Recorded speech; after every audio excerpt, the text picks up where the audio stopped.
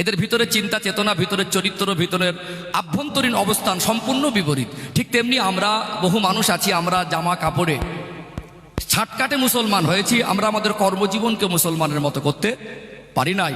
এই জন্য আত্মসমর্পণ দরকার। আল্লাহ পাক বলছেন, আলা তামুতুন্না ইল্লা ওয়া আনতুম মুসলিমুন। মরতে যদি হয় পরিপূর্ণ মুসলমান না হয়ে মৃত্যুবরণ করো না। পরিপূর্ণ মুসলমান হতে গেলে পরিপূর্ণরূপে আত্মসমর্পণ জিনিসটা দরকার। আল্লাহ তিনি হলেন তামাম কুল কায়নাতের স্রষ্টা। তিনি যা কিছু আমরা দেখছি আমাদের জ্ঞানের মধ্যে আছে, যা কিছু আমাদের জ্ঞানের বাইরে আল্লাহ সৃষ্টি হিসেবে আমরা বিশ্বাস করেছি, সবই আল্লাহ সৃষ্টি। একমাত্র আল্লাহ সৃষ্টিকর্তা, তিনি লা শরীক, তার কোনো শরীক নেই। অর্থাৎ সেই সৃষ্টিকর্তা রবের কাছে, আল্লাহর কাছে আমাদের আত্মসমর্পণ করতে হবে। কথা বুঝতে পেরেছেন? আজকে বর্তমান সময়ে আমাদের জীবনের সবথেকে বড় সমস্যা, আমরা আত্মসমর্পণটা আমাদের জীবনে করতে পারছি না। কেন পারছি না আর পারবো কিভাবে? আজকে গোটা পশ্চিম বাংলার কোনায় করে এরকম ধর্মসভা হয়, ইসলামিক জলসা হয়, ধর্মীয় মাহফিল হয়, বহু টাকা খরচা করে কমিটি ভাইরা, বহু আবেগ নিয়ে মেহনত করে, অনেক নাম করা আলেম ওলামাদেরকে আনা হয়। অর্থাৎ এত জলসা মাহফিল দিয়ে এত টাকা খরচা করে দেখা যায় সেইভাবে নামাজই পড়ে না, সেইভাবে সুদ ঘুষ কমে না, সমাজ থেকে জুলুম অত্যাচার কমছে না, অবিচার করছে না, ধোকাবাজি কমছে না। কিছু মানুষ তারা তাদের মতো জুলুম অত্যাচার, অন্যায়, অবিচার, ধোকাবাজি, চিটিংবাজি, ফেরেববাজি, মিথ্যা, মানুষকে নিয়ে ধোকা, বিভিন্ন রকম খারাপ কর্মকাণ্ড ভিতর থেকে তারা জীবন অতিবাহিত করছে। আজকে কিছু কিছু মানুষ বলেই ফেলেন, তোর এত টাকা জলসা দিয়ে এত দামি বক্তা এনে কটা মানুষকে হেদায়েত করেছে, এ কথাও শুনতে হয়, হয় না? অর্থাৎ সব থেকে বড় জিনিস, জলসাটা কেন দেবেন, এরকম মজলিসে কেন বসবেন, এরকম মজলিসের আয়োজন করবেন কি না? আর এই মজলিস করে বছরে কয়েকশো কোটি টাকা খরচা করে গোটা বাংলা, পশ্চিম বাংলা জুড়ে কটা মানুষকে আমরা পরিবর্তন করতে পেরেছি। যদি এই মজলিস থেকে পরিবর্তন হয় না, তাহলে কেন হয় না? তাহলে এখানে যদি না হয় তাহলে হবে কিভাবে? আর এখান থেকে হয় না কেন? এই মজলিসটা তাহলে যদি না হয় তো দেবেন কেন? বেশ কিছু পর্যালোচনা আনবো ইনশাআল্লাহ। আজকে আমার আলোচনার বিষয়বস্তু, মানুষ কেন পরিবর্তন হয় না। বিশেষ কিছু ঘটনা আছে, অধিকাংশ আলেমরা বলেন, বুঝতে পারছেন না? কিছু কিছু কথা আছে, হাসানো কাঁদানো কথা বলেন। আজকে আলোচনার বিষয়বস্তু হিসেবে তুলে ধরবো, মানুষ কেন পরিবর্তন হয় না। হয় না কেন, হবে কিভাবে? ইসলাম যদি মনুষ্য জাতির পূর্ণাঙ্গ জীবন বিধান হয়, ইসলাম যদি মানব জাতির জীবন ব্যবস্থার নাম হয়, মনুষ্য জাতির জীবনে যত কঠিন, যত জটিল সমস্যা হোক, ওই কঠিন জটিল সমস্যার সমাধান ইসলামের মধ্যে আছে। হয়তো আমরা খুঁজতে পারছি না, সেটা আমাদের ব্যর্থতা। কথা বুঝতে পারছেন? এই জন্য চলুন ধাপে ধাপে একেবারে বাংলার পরিবেশ, অজনসিহাতের মজলিস মনে এক শ্রেণীর মানুষ মনে করে সুর টান দিয়ে আমি কথা বলি। আজকে বলবো, আমি বলবো সুর টানটা, ওয়াজ নেওয়াটা ওয়াজের সৌন্দর্য। এখানে বসবো একজন আলেমের সহবাতে আমাদের জীবনের পরিবর্তনের রাস্তার অনুসন্ধান করতে, ইনশাআল্লাহ। চলুন সব দিকটা বজায় রাখা ভালো, আমি ধাপে ধাপে আগে বাড়ি ইনশাআল্লাহ। তাহলে আজকে আলোচনার বিষয়বস্তু, মানুষ কেন পরিবর্তন হয় না আর হবে কিভাবে। আজকে কেন আমারই একটা ভাই, তাকে নামাজে দাঁড় করাতে পারছি না? আজকে কেন আমাদের মা বোনকে আমরা পর্দাবদ্ধ করতে পারছি না?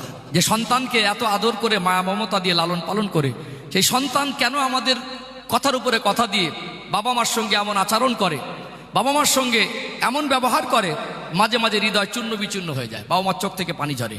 আপনারই ঔরসজাত সন্তান, নিজে না খেয়ে তাকে খাওয়ালেন, নিজে না পড়ে তাকে পড়ালেন, সেই সন্তানটা আজ কেন মদের আসরে, সেই সন্তানটা আজ কেন সমাজে একটা অসামাজিক কাজে লিপ্ত, সেই সন্তানটা আজ কেন তার জীবনের পবিত্রতা নষ্ট হলো? কেন হলো? কার দোষ? কিভাবে পরিবর্তন আসবে?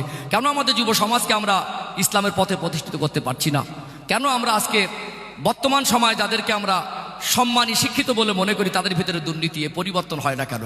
ধাপে ধাপে আগে বাড়বো ইনশাআল্লাহ। সোনার মানিকেরা, নওজোয়ান তরুণেরা, ও হুগলি জেলা সোনার ময়না যুবকেরা, আব্বারা মায়েরা, আল্লাহ পাক পবিত্র কালাম কোরআনুল কারিমে সূরা আল ইমরানের 102 নম্বর আয়াতের ভিতরে স্পষ্ট করে জানিয়ে দিলেন, ইয়া আইয়ুহাল্লাযীনা আমানু, হে বিশ্বাসী বান্দা বান্দিরা, ইত্তাকুল্লাহা হাক্কা তুকাতি, তোমরা আমি আল্লাহকে ভয় করার মতো ভয় করো, ওয়ালা তামুতুন্না ইল্লা ওয়া আনতুম মুসলিমুন। বান্দা বান্দে, মরতে যদি হয় পরিপূর্ণ মুসলমান না হয়ে মৃত্যুবরণ করো না। পরিপূর্ণ মুসলমান হতে গেলে মন মর্জি চলা যাবে না, যা ইচ্ছা তাই করতে পারবো না, যা ইচ্ছা তাই খেতে পারবো না, নিজের ইচ্ছা মতো জীবন যাপন করা যাবে না। আমাদের রব আল্লাহর কথা মতো আমাদের জীবনটাকে অতিবাহিত করতে হবে। আল্লাহর প্রেরিত পয়গম্বর ইমামুল আম্বিয়া খতামান নবিয়্যিন রাহমাতাল লিল আলামিন আমাদের রসুলের কথা মতো আমাদের জীবন যাপন করতে হবে। কোনটা হারাম কোনটা হালাল, কোনটা করণীয় কোনটা বর্জনীয়, কোনটা নেকি কোনটা গোনা, এটা আমরা সবাই জানি কি জানি না, কিন্তু মানতে পারছি না কেন? আজকে মানা আমাদের দ্বারা সম্ভব হচ্ছে না কেন? এর সমাধান খোঁজা দরকার আছে না নেই? ও ভাইয়েরা বাবাজিরা, যেহেতু আজকে আলোচনার বিষয়বস্তু মানুষ কেন পরিবর্তন হয় না, এর বিশেষ কিছু কারণ তুলে ধরব। কোরআনুল কারীম থেকে আর একটা আয়াত আপনাদের খেদমাতে তুলে ধরি। কোরআনুল কারীমের 28 নম্বর পারা 19 নম্বর পৃষ্ঠার মিডিল পয়েন্টের নিচে পাবেন সূরা তাহরিমের 6 নম্বর আয়াত। আল্লাহ পাক জানিয়ে দিলেন, ইয়া আইয়ুহাল্লাযীনা আমানু, হে বিশ্বাসী বান্দা বান্দিরা, কু আনফুসাকুম ওয়া আহলিকুম নার, জাহান্নামের আগুন থেকে নিজে বাঁচো, আহাল পরিবার বর্গকে বাঁচাও। একদিকে নিজে যেমন আত্মসমর্পণকারী হতে হবে, নিজে যেমন আল্লাহ এবং রসুলের কথা মতো চলতে হবে, নিজে যেমন নিজের ইচ্ছাকে রবের কাছে আত্মসমর্পণ করে দিতে হবে, নিজেই যত ভালো হই, নিজেই যত দিনদার স্বচ্ছ মানুষ হই, আল্লাহ পাক বললেন তুমি নিজে বাঁচো জাহান্নামের আগুন থেকে এবং তোমার আহাল পরিবার বর্গকে বাঁচাও। তার মানে আমাদের যারা আহাল, আমি সংসারের একজন গার্জেন, আল্লাহ দয়াময় আমাকে যদি 4টে বা 2টো সন্তান দেন, সন্তানকেও জাহান্নামের আগুন থেকে বাঁচানোর দায়িত্ব আমার ঘাড়ে আছে। আমরা যারা আহাল, সমাজের যারা দায়িত্বশীল মানুষ, যে যার দায়িত্ব যদি পালন না করি, নিজেরা শুধু ভালো হয়ে সমাজে স্বচ্ছতা করা যাবে না, সমাজ পরিবর্তন হবে না। নিজের ভালো হওয়ার সাথে সাথে আমাদের সন্তানদের হক, আহালদের হক আদায় করা দরকার আছে না নেই? নবী আমার সোনা জবানে বললেন, আল্লাহ নবী জানিয়ে দিলেন, আলা কুল্লুকুম রাঈন ওয়া কুল্লুকুম মাসউলুন আন রাইয়াতি, তোমরা প্রত্যেকে এক একজন দায়িত্ববান জিম্মাদার, তোমাদের দায়িত্ব আর কর্তব্য কতটুকু পালন করেছো আল্লাহর কাছে হিসাব দিতে হবে। অর্থাৎ আমাদের প্রত্যেকের দায়িত্ব আছে না নেই? আমি যতই বড় নামাজি হই, যতবারই হজ করি, আমার জীবন যত স্বচ্ছ হোক, আমি বাবা হিসাবে যদি আমার সন্তানদের হক আদায় না করি, ওই সন্তানটা ভালো মানুষ হবে কখনো সম্ভব হতে পারে না। এই জন্য আমাদের নিজের দায়িত্ববোধটা প্রত্যেকের ভিতরে জাগ্রত করা দরকার আছে না নেই? ওই চেয়ারে বসলে ভালো হতো, বসে তৃপ্তি হচ্ছে না, দিলে ভালো হয়। সরানো যাবে কি? হ্যাঁ, এটা সরিয়ে দিয়ে ওই চেয়ার দিলে ঠিক বসে তৃপ্তি হচ্ছে না। হ্যাঁ, অসুবিধা হচ্ছে, মনে ঠিক ফিটেরটা ঠিক মনে অ্যাডজাস্ট লাগছে না।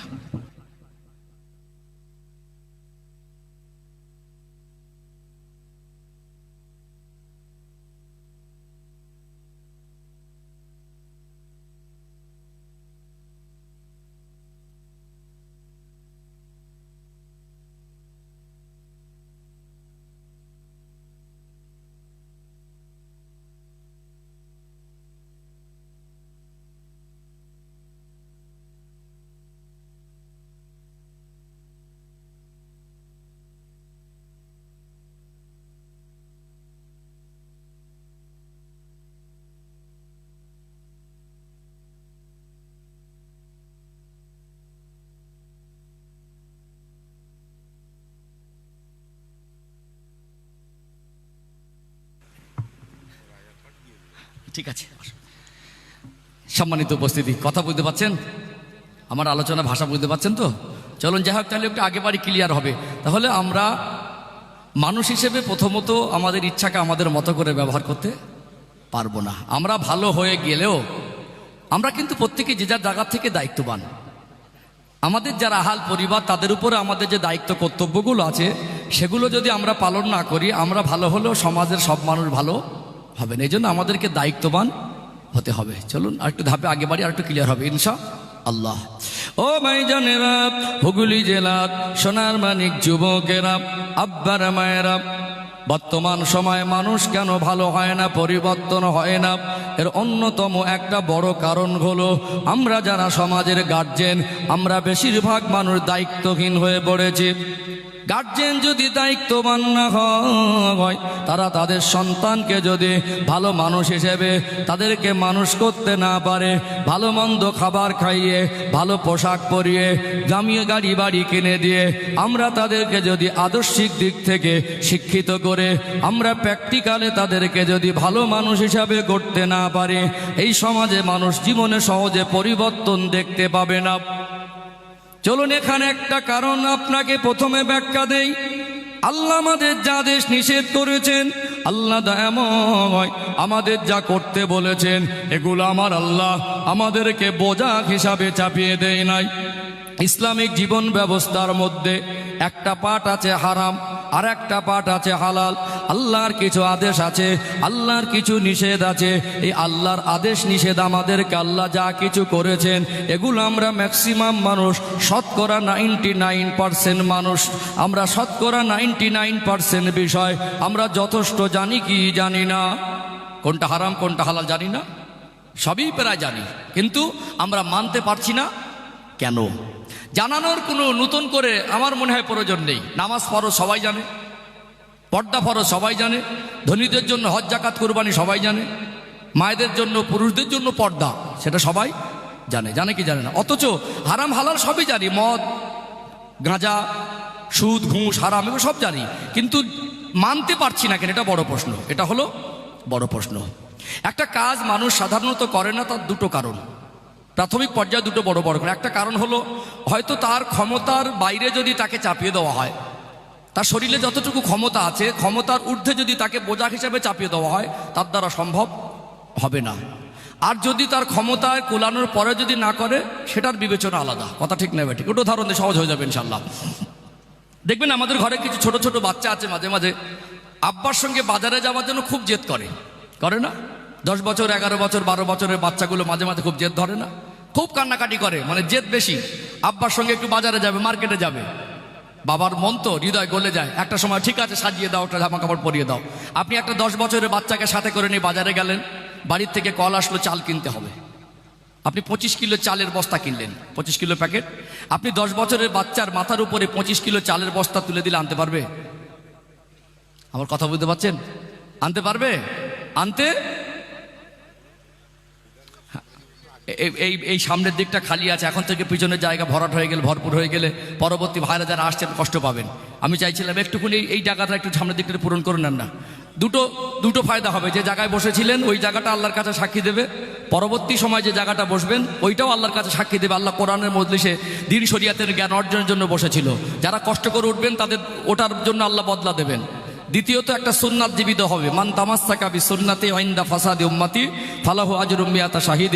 নবী বলছেন ফিতনা ফাসাদের জামানায় একটা সুন্নাতকে যদি জীবিত করে 100 শহীদের সমপরিমাণ নাকি পাবে। একটু জিকির করতে করতে আগে আসুন, একটু জিকির করেন লা ইলাহা ইল্লাল্লাহ, লা ইলাহা ইল্লাল্লাহ, লা ইলাহা ইল্লাল্লাহু মুহাম্মাদুর রাসূলুল্লাহ সাল্লাল্লাহু আলাইহি ওয়াসাল্লাম। সম্মানিত ভাইরা, যে কথা বলছিলাম, একটা 10 বছরের বাচ্চাকে আপনি বাবা হয়ে তার মাথায় 25 কিলো চালের বস্তা চাপিয়ে দিতে পারবেন?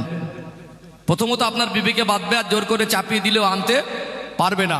তাকে যদি ঘুরিয়ে বলেন যে আমি বাজারে আসছিলাম, খুব জেদ করছিলে, কান্নাকাটি করছিলে, এই চালের বস্তাটা তোমাকে নিয়ে যেতে হবে, ও আনতে পারবে না। হিসেব আছে, যুক্তি আছে, আছে না নেই? এইটুকু ছোট বাচ্চা ওই 25 কিলো চালের বোঝা বহন করার শক্তি তার শরীরে হয়নি। কিন্তু আপনি ব্যবসায়ী মানুষ, মনে করুন কোনো জায়গায় ট্রেনে বা প্লেনে করে চলে যাবেন, টাইমের একটা ব্যাপার থাকে। আপনার 20 বছরের সুস্থ সবল চালাক চতুর একটা ছেলেকে সাথে করে নিয়ে গেলেন, সবজি বাজার করলেন 4 কিলো, 2 কিলো আলু আর 2 রকম সবজি 1 কিলো করে, 2 কিলো। অসুস্থ না এবং চালাক চতুর সুস্থ ছেলে, 20 বছর মনে ছোট না, মোটামুটি বড়। এখন এই 20 বছরের ছেলের হাতে যদি 4 কিলো সবজির ওই থলের প্যাকেটটা দিয়ে যদি বলেন বাবু এটা বাড়ি নিয়ে যাও, বাড়ি নিয়ে গেলে মা রান্না করবে, তারপরে খাওয়া হবে, ও যদি আব্বার হাত থেকে ওই 4 কিলো সবজির প্যাকেটটা হাতে ধরে নিয়ে বলে এটা আমি বাড়ি নিয়ে যেতে পারবো না, তা আব্বা কি বুঝবে? সত্যি পারবে না, না ওটা ওর বদমাইশি? কি বুঝবে? সত্যি পারবে না, না ওটার বদমাইশি। পৃথিবীর যেই সমস্ত সুস্থ মস্তিষ্কের মানুষ আছে সবাই একই বাক্যে বলবে, কোনো যুক্তি, কোনো বুদ্ধি আর কোনো হিসাব ওর পক্ষে যাবে না। সবাই বলবে এই মানুষ এদের নিয়ে যাচ্ছে না। হ্যাঁ, একটা কারণ বলতে পারতো যে আমি অসুস্থ, আমি নিজের পেটের জ্বালা যন্ত্রণা, হাঁটতে পারছি না এবং হাত পা চলে না, আলাদা ব্যাপার। সুস্থ সবল চালাক চতুর ছেলে, 20 বছর বয়স, সে যদি বলে 4 কিলো সবজি থলে বাড়ি আনতে পারবো না, তাহলে ওর অপারকতা না। পরিষ্কার কি হচ্ছে? ওটা ওর অপারকতা না, ওটা হলো ওর বদমাইশি। তখন ওটা বাবা মার অবাধ্য সন্তান হিসাবে গণ্য হবে। বাধ্য না, কথা শোনে না মানে কি? কথা শোনে না মানে ওটা অবাধ্য, মানে নিয়ে যেতে পারবো না। তার মানে ক্ষমতায় কুলাচ্ছে না বলে নিয়ে যায় না এমন না, ওর ক্ষমতা আছে, চাইলে ওটা ওর জন্য বোঝা না, ওর জন্য ওটা ভারী না, ও চাইলে আনতে পারে, ওটা আনছে না, তার মানে ওর বাবা মার অবাধ্য সন্তান। কি সন্তান? অবাধ্য সন্তান। তাহলে একটা মানুষ যদি ক্ষমতায় কুলানোর পরে না করে, তাহলে সেটা কি? অবাধ্য না? সেটা বদমাইশি না? সেটা বদমাইশি না? ও ভাইজানেরা, সোনার মানিক যুবকেরা, আব্বারা মায়েরা, আল্লাহ পাক আমাদেরকে ইসলাম নামক জীবন ব্যবস্থার মধ্যে যা আদেশ আর নিষেধ করেছেন সেগুলো আমাদেরকে বোঝা হিসাবে চাপিয়ে দেয় নাই। আমার কথা নয়, রেফারেন্স দিয়ে কথা বলতে পছন্দ করি। প্রত্যেকটা আয়াত কোট করে দিয়ে বলে যাচ্ছে। যদি আপনার কোনোদিন মনে হয় কোরআনুল কারীম খুলে দেখবেন, কোরআনুল কারীমে 114টি সূরার মধ্যে 2 নম্বর সূরার নাম হলো সূরাতুল বাকারা। এটা কোরআনুল কারীমের সব থেকে বড় সূরা। ছোট বড় আয়াত মিলিয়ে সূরাতুল বাকারার মধ্যে 286টি আয়াত আছে। সর্বশেষ আয়াত 286 নম্বর আয়াতের সূচনায় আল্লাহ দয়াময় স্পষ্ট করে জানিয়ে দিলেন, লা ইউকাল্লিফুল্লাহু নাফসান ইল্লা উসআহা। ওরে আমার বান্দা, ওরে আমার বান্দি, আমি আল্লাহ তোমাদেরকে আমার আদেশ নিষেধ তোমাদেরকে বোঝা হিসাবে চাপিয়ে দেই না। আল্লাহর কোন হুকুম, আল্লাহর কোন আদেশ নিষেধ ইসলামের শরিয়াতে আল্লাহ এবং রসুল দ্বারা আমরা যা আদেশ হিসাবে পেয়েছি, যা নিষেধ হিসাবে পেয়েছি, আল্লাহ আমাদের ক্ষমতায় কোলাবে না, সাধ্যের বাইরে এমন কিছু চাপিয়ে দেয়নি। আল্লাহ বলছেন যেটা তোমরা পারবে, তোমাদের দ্বারা যেটা হবে এমন হুকুম তোমাদেরকে দিয়েছি। অর্থাৎ ইসলাম নামক জীবন ব্যবস্থাটা এটা মানুষের জন্য বোঝা হতে পারে না। আল্লাহর কথা কি? কোন হুকুম আল্লাহ আমাদেরকে বোঝা হিসাবে চাপিয়ে দেয়নি। এখানে যদি আপনার কাছে কোনো হুকুম বোঝা লাগে, ভারী লাগে, অপারক আপনার নিজের থেকে মনে হয়, তাহলে বুঝতে হবে আপনি ইসলাম জিনিসটাকে বুঝতে পারেন নাই। অর্থাৎ এখানে আল্লাহর যত আদেশ নিষেধ আছে এক একটা করে ব্যাখ্যা দিতে গেলে একজন আলেম হিসাবে 2 ঘন্টায় তো সবটা ব্যাখ্যা দেওয়া সম্ভব নয়। আপনাদের বোঝানোর জন্য যত হুকুম আছে তার থেকে বড় বড় 2-4টে হুকুমের আমি ব্যাখ্যা দিতে পারি, যার দ্বারা এই আয়াতের ব্যাখ্যা স্পষ্ট হয়ে যায় যে আল্লাহর কোনো আদেশ আমাদের জন্য বোঝা নয়। যখন আপনার কাছে ইসলাম জিনিসটা সহজ হয়ে যাবে, যখন আপনার কাছে মনে হবে এটা আমি পারবো, যখন আপনার কাছে মনে হবে এটা আপনার জন্যই, যখন আপনার কাছে মনে হবে এটা আপনার শান্তির জন্য, কল্যাণের জন্য, তখন আপনার কিন্তু ইসলামের প্রতি আপনার ভক্তি ভালোবাসা বেড়ে যাবে। ইসলামের পথে প্রতিষ্ঠিত হওয়া আপনার জন্য সহজ হয়ে যাবে। কথা ঠিক না বেঠিক? ইসলাম জিনিসটাকে বোঝাতে হবে। তাহলে ইসলামটাকে যদি না বোঝাতে পারি, ইসলামের পথে আপনাকে প্রতিষ্ঠিত করানো সহজ হতে পারে না। সম্মানিত ভাইরা, এখানে আল্লাহর যা আদেশ নিষেধ আমরা যা করি না, পারবো না বলে নয়, অপারক বলে নয়, বরং আমরা আল্লাহর অবাধ্য বান্দা, নাফরমান বান্দা, এটা আমাদের একরকম বদমাইশি, এটা আমাদের একরকম নাফরমানি। চলুন একটু ক্লিয়ার করে দিই। আল্লাহ যত হুকুম আছে তার মধ্যে রোজা একটা বড় হুকুম। কি হুকুম? ছোট হুকুম না বড় হুকুম? রোজা একটা বড় হুকুম। এবং পৃথিবীর সর্বস্তরের মানুষ এটা জানে যে সারাদিন কিছু না খেয়েই থাকতে হয়। সারাদিন ফজর থেকে নিয়ে মাগরিব পর্যন্ত কিছু না খেয়ে থাকতে হয়। সাধারণত কোনো জেনারেল শিক্ষিত মানুষ ইসলামের জ্ঞান না থাকার কারণে অথবা পৃথিবীর কোনো অন্য ধর্মাবলম্বীর কাছে এরকম একটা প্রশ্ন জাগতে পারে যে রোজা এমন একটা হুকুম, সারাদিন একটু পানীয় পান করতে পারবে না? এটা প্রশ্ন জাগতে পারে না? প্রশ্ন রাখতে পারে না? তবে আমি বলবো আল্লাহ এতটাই আমাদেরকে বোঝা হিসাবে চাপিয়ে দেয়নি যেটা আমরা পারবো না। এখানে একটু ক্লিয়ার করি। ও ভাইজানেরা, সোনার মানিক যুবকেরা, আব্বারা মায়েরা, 100 ভাগ মায়াকে নিয়ে আল্লাহ দয়াময় 2 ভাগে ভাগ করলেন। 1 ভাগ মায়াকে আল্লাহ একদিকে রাখলেন, 99 ভাগ মায়াকে আমার আল্লাহ আর একদিকে রাখলেন। 1 ভাগ মায়া নিয়ে আল্লাহ সমস্ত মখলুক, জীব জন্তুর, পশু পাখি আল্লাহ পাক জিন ইনসানের মধ্যে বন্টন করে দিলেন। সামান্য 1 ভাগ মায়া নিয়ে আল্লাহ সমস্ত মখলুকের মধ্যে মধ্যে যদি কিঞ্চিত কিঞ্চিত অংশ করে আল্লাহ ভাগ করে দেন, ওই সামান্য মায়া পেয়ে আমরা বাবা মা আমাদের সন্তানদের উপরে যদি এত দয়া মায়া হয়, আমার আল্লাহর কাছে তো 99 ভাগ মায়া দয়া জমা আছে। না জানি আমার আল্লাহ আমাদের কত বেশি ভালোবাসেন। আপনি বাবা হয়ে আপনার সন্তানকে কোনোদিন কষ্ট দিতে চান না। আপনি বাবা হয়ে আপনার সন্তানের ক্ষমতার বাইরে বোঝা হিসাবে কিছু চাপিয়ে দিতে পারবেন না। এটা বাবার মার দ্বারা যেমন সম্ভব নয়, আমার আল্লাহ আমাদেরকে যা দেশান নিষেধ করেছেন, বাবা মা যতটা ভালোবাসেন তার সন্তানকে, আল্লাহ তার বান্দা বান্দিকে তার থেকে লক্ষ লক্ষ কোটি কোটি গুণ বেশি ভালোবাসে। জোরে বলুন সুবহানাল্লাহ। এই জন্য আমার আল্লাহ বান্দা বান্দিকে কোনো কিছু বোঝা হিসাবে চাপিয়ে দেয় নাই। অর্থাৎ এখানে আপনাকে একটু ব্যাখ্যা দেই, রোজাটা ক্ষণেকের জন্য আপনার কাছে বোঝার কষ্ট মনে হলেও আমার আল্লাহ এত নিষ্ঠুর নয় যে মানুষকে অমানবিকভাবে চাপিয়ে দিয়েছেন। রোজার গুরুত্ব মহত্ব ফজিলাত আমি বলবো না, কারণ রোজার সময় না, সমানুপাতে কথা বলি। জাস্ট আল্লাহর হুকুম যে ইসলাম জিনিসটাকে আপনাকে বোঝানোর জন্য একটা বড় হুকুম যে আমি উদাহরণ দিচ্ছি। কথা বুঝতে পারছেন? কারণ শীতকালে রস গরমকালে করা যায় না, পরিবেশ পরিস্থিতিকে লক্ষ্য করে কথা বলতে হয়।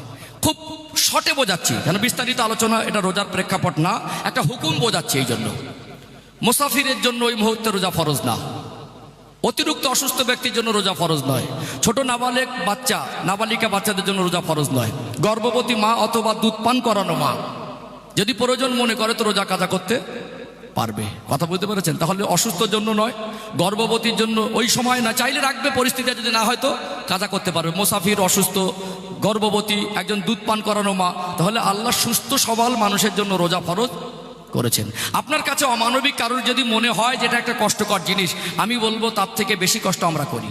এখন যদি বর্তমান সময়ে একজন ব্যক্তিকে বলা হয়, ভাই ফজরে আজান থেকে মাগরিব পর্যন্ত কিছুই না খেয়ে থাকলে 50,000 টাকা দেবো, 50 জনকে নেব, নাম লেখানো মানুষের অভাব হবে? আমার কথা কি বুঝতে পারছেন? ভালো করে বুঝুন। যদি আপনি বলেন যে সকাল থেকে সন্ধ্যা পর্যন্ত কিছু না খেয়ে থাকলে 50,000 টাকা দেবো, তাহলে যারাই আজকে সমালোচনা করবে, যাদের কাছে সমালোচনা মনে হয় যে এতদিন সারাদিন না খেয়ে থাকাটা, তারাই বলবে ওই কাজে আগে নাম লেখাতে আসবে না? একটু হাঁকু দেন না, নাম লেখাতে আসবে না? তখন দালাল লেগে যাবে, ভাই 50 লাগবে না 40 দিচ্ছি, আমার নামটা নাও। পাশ থেকে একজন বল 40 লাগবে না, তুই ভাই আমাকে 10 দে, আমাকে নে। পাশ থেকে আরেকজন ভালো, ভাই 10 লাগবে না, তুই 2 দে, আমাকে নে। হবে না? হবে না? 50,000 টাকার অফার করলে সারাদিন না খেয়ে থাকার মানুষের অভাব হবে না। বরং যারাই আজকে বাহানাবাজি করে, যাদের কাছে সমালোচনার পয়েন্ট মনে হচ্ছে, দেখা যাবে তারাই আগে নাম লেখানোর জন্য ব্যতিব্যস্ত হবে। তাহলে টাকার যদি অফার করা হয় তখন পৃথিবীর মানুষের কাছে ওটা আর বোঝার ভারী মনে হবে না। অথচ আল্লাহ আমাদের কল্যাণের জন্য যেটা বলেছেন সেটা আমরা না বোঝার কারণে আমাদের কাছে ভারী মনে হচ্ছে। চলুন আরেকটু উদাহরণ দ্বারা একটু ক্লিয়ার হয়ে যাবে। ইসলাম কিন্তু বোঝা জিনিস, প্র্যাকটিক্যালি বুঝতে হবে। কথা বুঝতে পেরেছেন? আমাদের বাচ্চাদের উপরে আমাদের মায়া মহব্বত বেশি না কম? অনেক বেশি। বাচ্চা হোঁচট খেয়ে পড়ে গেলে বাবা মার সামনে ওই আঘাতটা শুধু বাচ্চা একা পায় না, বাবা মার হৃদয় ধাক্কা লাগে। লাগে কি লাগে না? একটা বাচ্চার পায়ে যদি কাঁটা ফুটে যায়, ওই ব্যথাটা শুধু বাচ্চার লাগে না, বাবা মারও লাগে। একটা মানুষ যদি আপনার সামনে আপনার বাচ্চাকে কাঁটাযুক্ত কিছু জিনিসের উপরে ধাক্কা মেরে ফেলে দেয়, আপনার সহ্য হবে? বরং তার সঙ্গে ঝগড়ার মারামারির পরিস্থিতি হয়ে যেতেও পারে। কেন? আমার বাচ্চাকে এরকম একটা জায়গায় ফেলে দিলে। তাহলে বাচ্চার গায়ে একটা কাঁটা ফোটা আমাদের কাছে সহ্য হয় না। অথচ সেই বাচ্চা যখন কঠিন আর জটিল রোগে আক্রান্ত হয়, যদি ডক্টর বলে অপারেশন করা লাগবে, আমরা 2 লাখ টাকা দেই, জমি বিক্রি করে টাকা দেই, ভিক্ষা করে টাকা দেই, আবার ডক্টরকে বলি আপনি পেটটা কাটেন, আমাদের অসুবিধা। কি বলছেন? যে বাচ্চার কাঁটা ফুটলে কষ্ট হতো, যে বাচ্চার একটা কাঁটা ফুটলে আমাদের কষ্ট হতো, সেই বাচ্চাকে ডক্টরকে পেট কাটার জন্য উপরন্ত টাকা দিচ্ছে। অপারেশন করার জন্য টাকা দিতে হয় না? হয় না? কেন দিচ্ছেন? ওই পেট কাটার ভিতরে কল্যাণ আছে। কি অসুস্থ হয়েছে মানে পেট কাটার ভিতরে কল্যাণ আছে। উপরান্ত আপনাকে একটা কাগজে সিগনেচার সই করতে হয়, যদি কোনো কারণবশত বাচ্চাটার কোনো দুর্ঘটনা ঘটে যায় বা মারা যায়, জটিল কোনো অপারেশন হলে, তাহলে হসপিটাল কর্তৃপক্ষ এবং ডাক্তার কোনো রকম দায়ী থাকবে না। যে বাচ্চার পায়ে কাটা ফুটলে আপনার আঘাত লাগতো, সেই বাচ্চার পেট চিরে দেওয়ার জন্য এবং ডক্টরখানায় পয়সা দিয়ে ভর্তি করে এমনকি মরা বাঁচায় আপনার কোনো দায়িত্ব, তাকে দায়ী করবেন না। এরকম একটা বিষয় আপনি সই করতে নিজে বাধ্য হলেন, সেটা কি ভালোর জন্য না খারাপের জন্য? একটা মানুষের সুস্থ করার জন্য ওটা অমানবিক মনে হয় কি? ওটা অমানবিক মনে হয় না। তাহলে আপনি বলুন, আল্লাহ আমাদের যদি সৃষ্টিকর্তা হয়, আমাদের 60-70 বছর বেঁচে থাকতে গেলে এই শরীরটা কিভাবে সুস্থ থাকবে, এই শরীরটা কিভাবে ফিট থাকবে, শরীরটা কিভাবে ভালো থাকবে। পৃথিবীতে আল্লাহ বলছেন কোরআন শরীফে, ওয়াইন তাউদ্দু নি'মাতাল্লাহি লা তুহসুহা, বান্দাবান্দি তোমাদেরকে আমি এত বেশি নিয়ামত দিয়েছি, আমার নিয়ামতের শুকরিয়া আদায় করে তোমরা শেষ করতে পারবে না, আর গুনে গুনে শেষ করতে। ওয়াইন তাউদ্দু নি'মাতাল্লাহি লা তুহসুহা, তোমরা যদি এক এক করে গোনো আমার নিয়ামত গুনে গুনে শেষ করতে পারবে না। অর্থাৎ আল্লাহ যত নিয়ামত দিয়েছেন তার মধ্যে অন্যতম একটা বড় নিয়ামত হলো শরীরের সুস্থতা, শরীরের সুস্থতা। অর্থাৎ এই শরীরের সুস্থতা কিভাবে থাকবে আল্লাহ ভালো জানেন। এই জন্য আমাদের 11 মাস ইচ্ছা মতো যা ইচ্ছা তাই খাই, অনিয়মে খাই।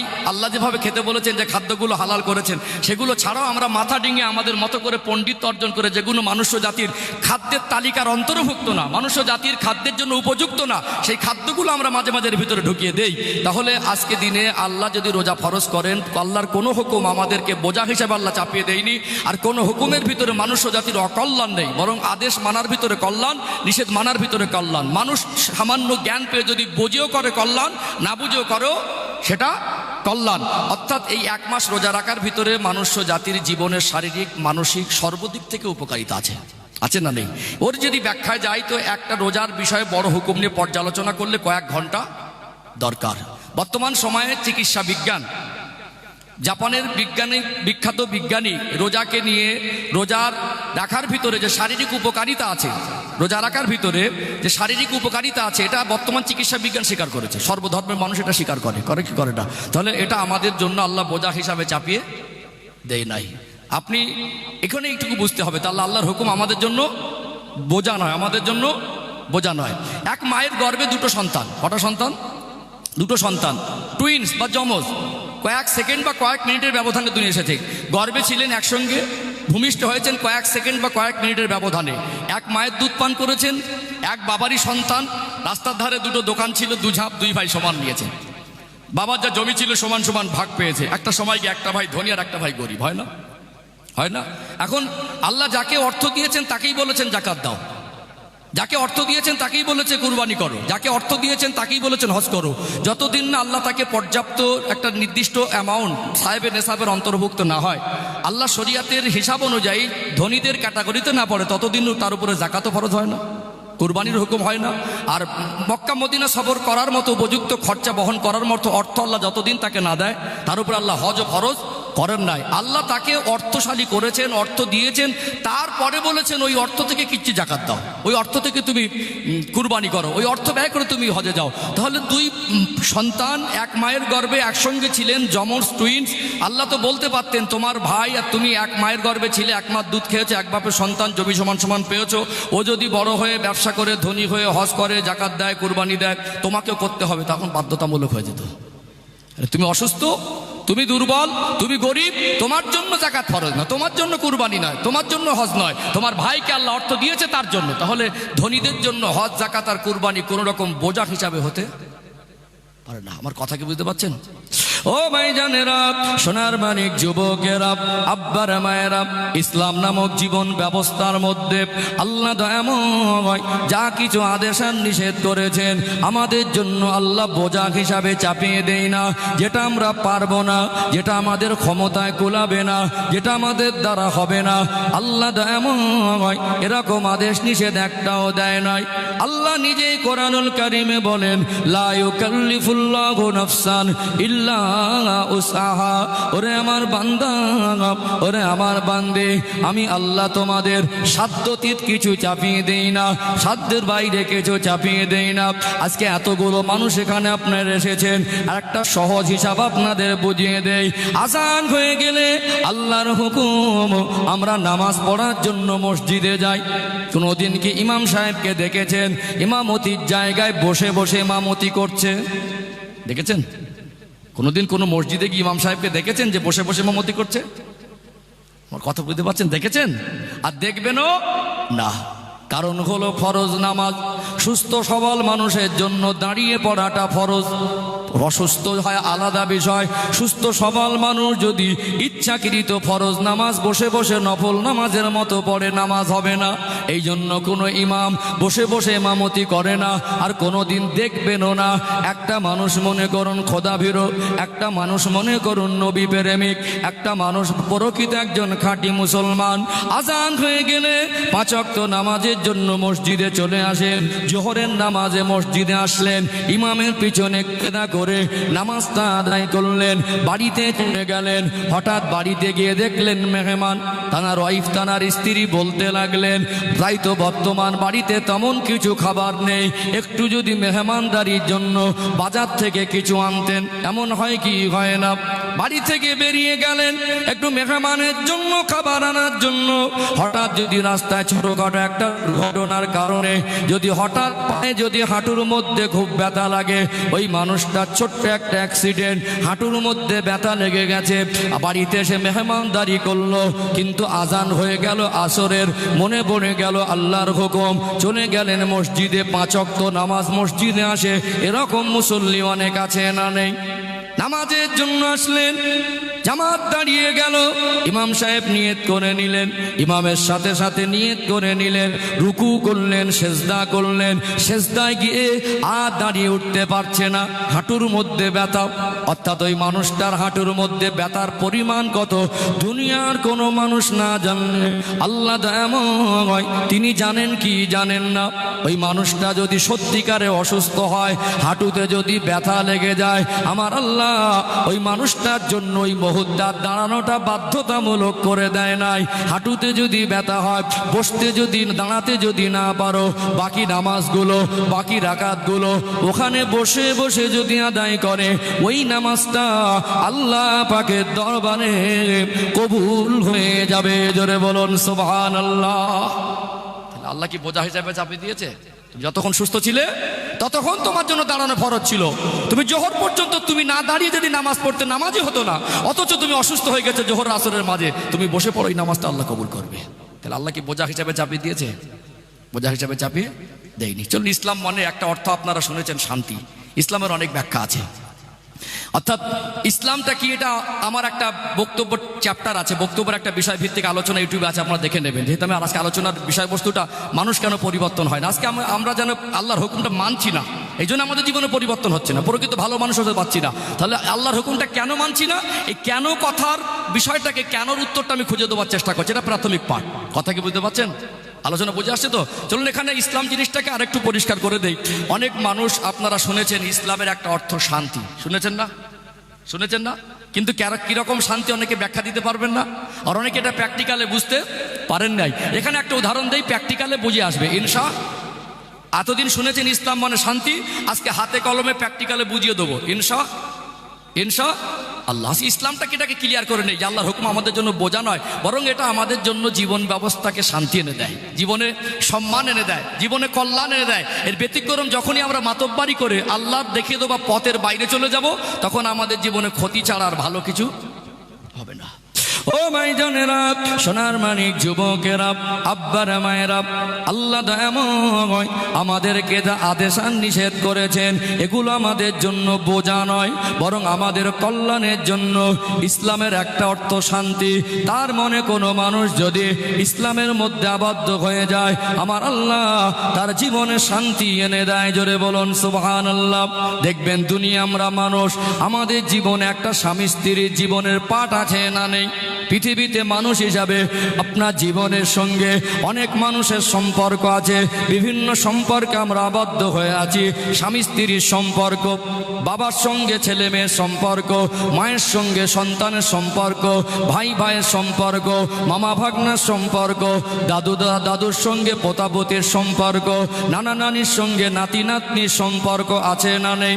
পৃথিবীতে আমরা মানুষ, আমাদের জীবনের সর্বপ্রথম সম্পর্ক একটা সম্পর্ক মনুষ্য জাতির জীবনের প্রথম সম্পর্ক, সেটা হলো স্বামী আর স্ত্রী।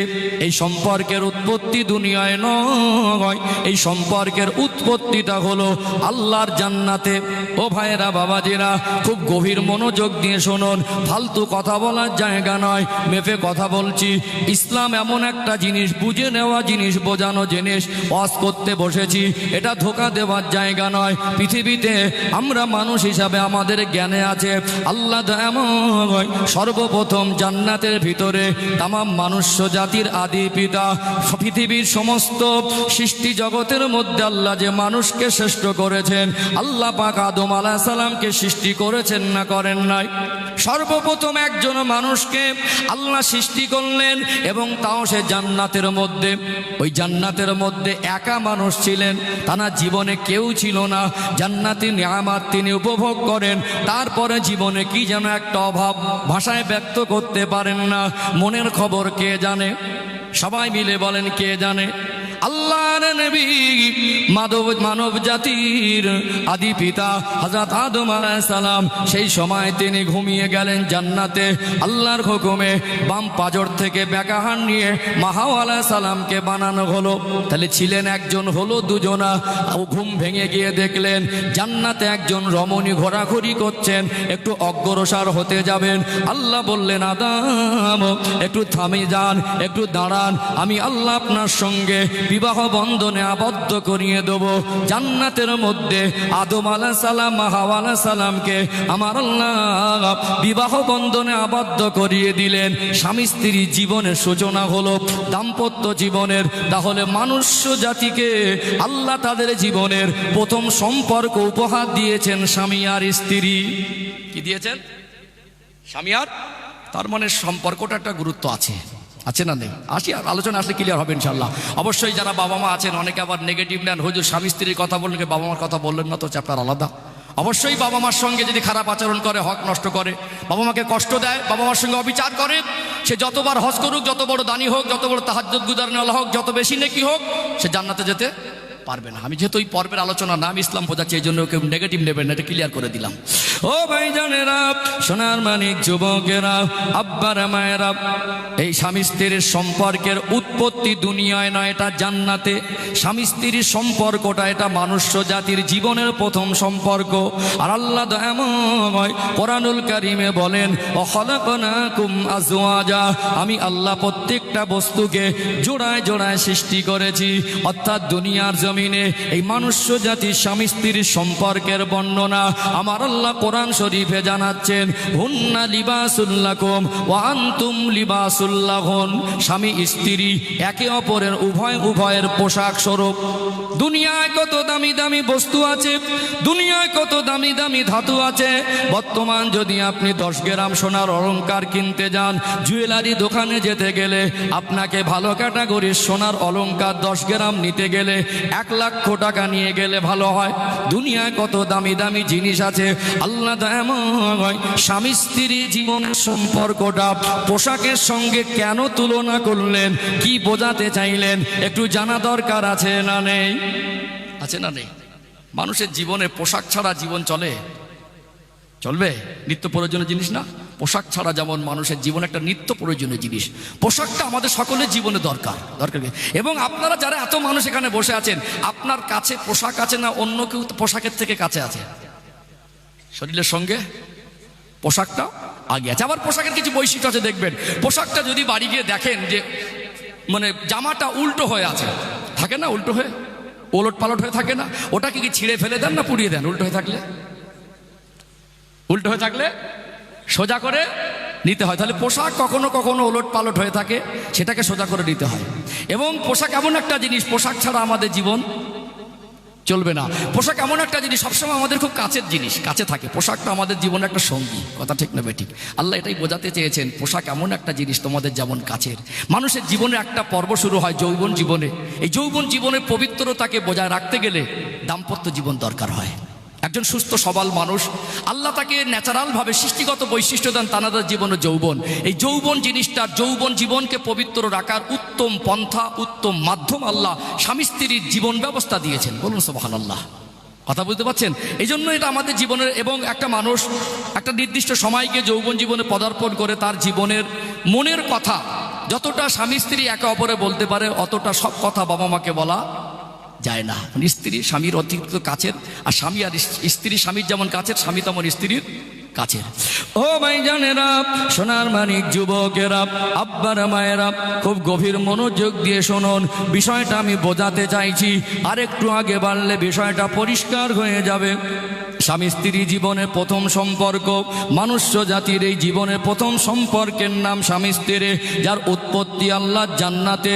এই জন্য আল্লাহ পাকে স্বামী স্ত্রীর সম্পর্কটা বোঝালেন পোশাকের সঙ্গে তুলনা করে।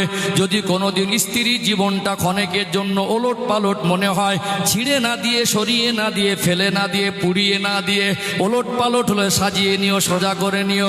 স্ত্রীর ক্ষেত্রে স্বামীকেও সোজা করে নিতে হবে, স্বামীর ক্ষেত্রে স্ত্রীকেও সোজা করে নিতে হবে।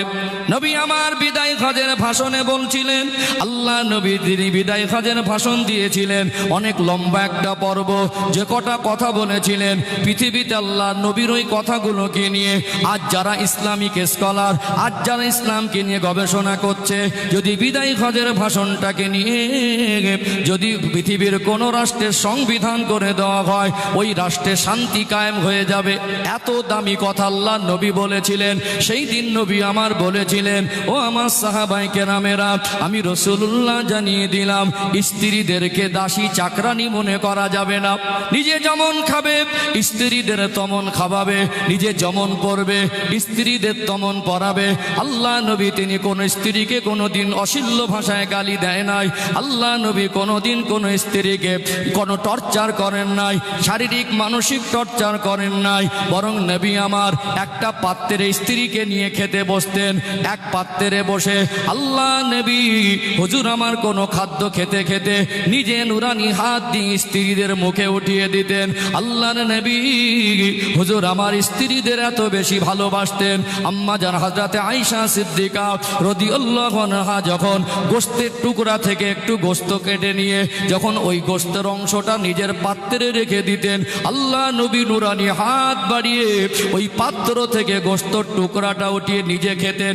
একই গেলাসে এক জায়গায় ঠোঁট লাগিয়ে পানি পান করতেন। আল্লাহ নবী এটাই পৃথিবীর জমিনের মানুষকে শিক্ষা দিলেন। আন-নিসা ও নিসফুল আকাল, মহিলাদের জ্ঞান আল্লাহ সৃষ্টিগতভাবে পুরুষের তুলনায় অর্ধেক দিয়েছে। কতটা? মহিলাদের জ্ঞান পুরুষের থেকে অর্ধেক। আল্লাহ বেইনসাফি করেন নাই, আল্লাহ যা করেন সেটা তার মঙ্গল। আল্লাহ আপনাকে জ্ঞান বেশি দিয়েছেন, এই জন্য স্ত্রী দ্বারা স্বামী পরিচালিত হয় না, স্বামী দ্বারা স্ত্রী পরিচালিত হয়। যদি আল্লাহ সমান সমান দিতেন, হয়তো বা সাংসারিক জীবনে শান্তি থাকতো না। যেমন আল্লাহ আপনাকে জ্ঞান বেশি দিয়েছেন, যেমন আল্লাহ আপনাকে জ্ঞান বেশি দিলেন, দায়িত্বটাও বেশি।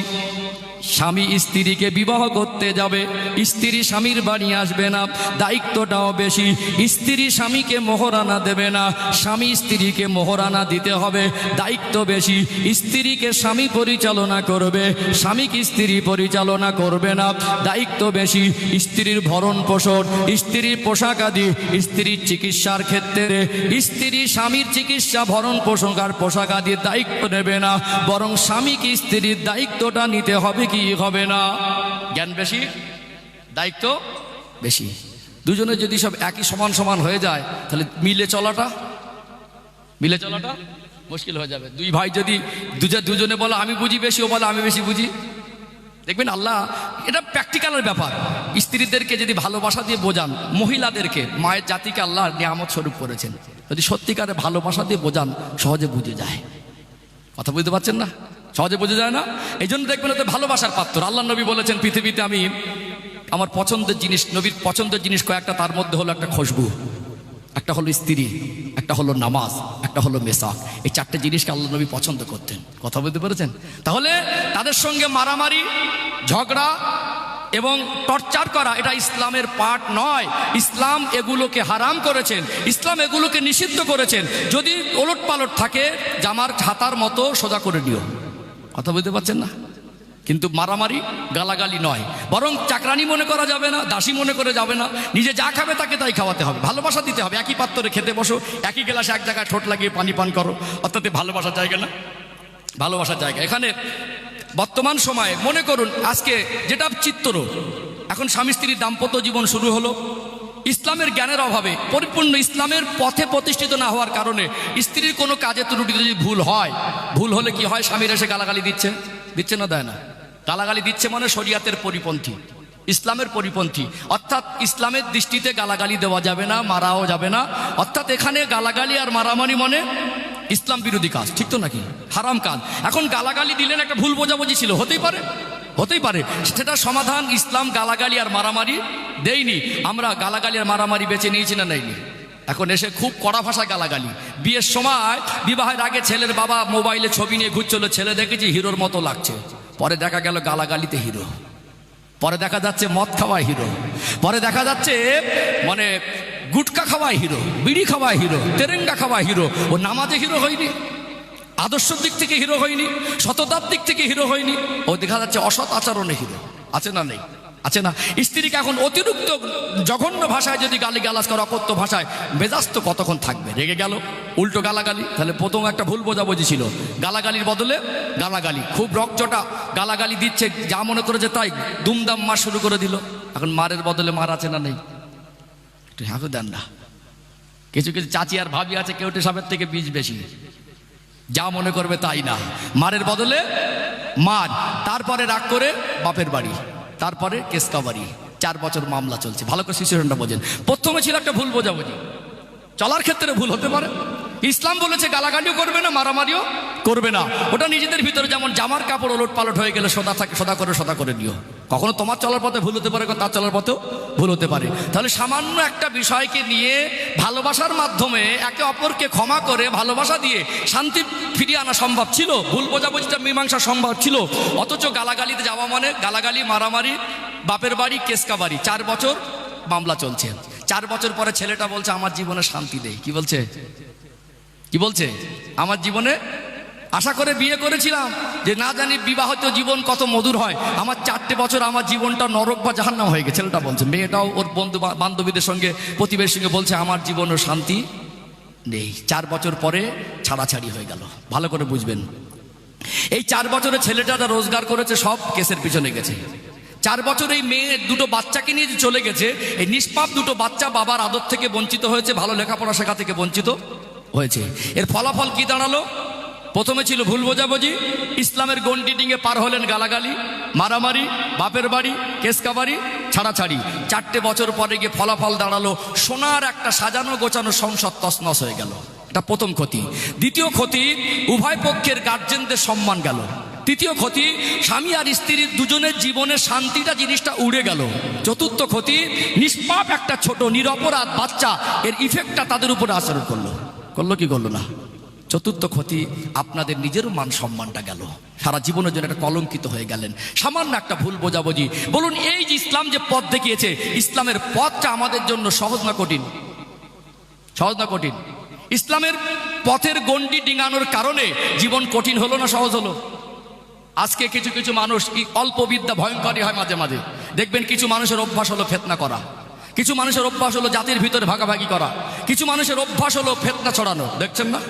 দেখছেন না? মানুষের ভিতরে শত্রুতা তৈরি করে দেওয়া, মানুষের ভিতরে হিংসা মনোভাব ছড়িয়ে দেওয়া। হচ্ছে না? হয় না? হচ্ছে না? সম্মানিত ভাইরা, এখানে এসেছি শান্তির কথা বলতে।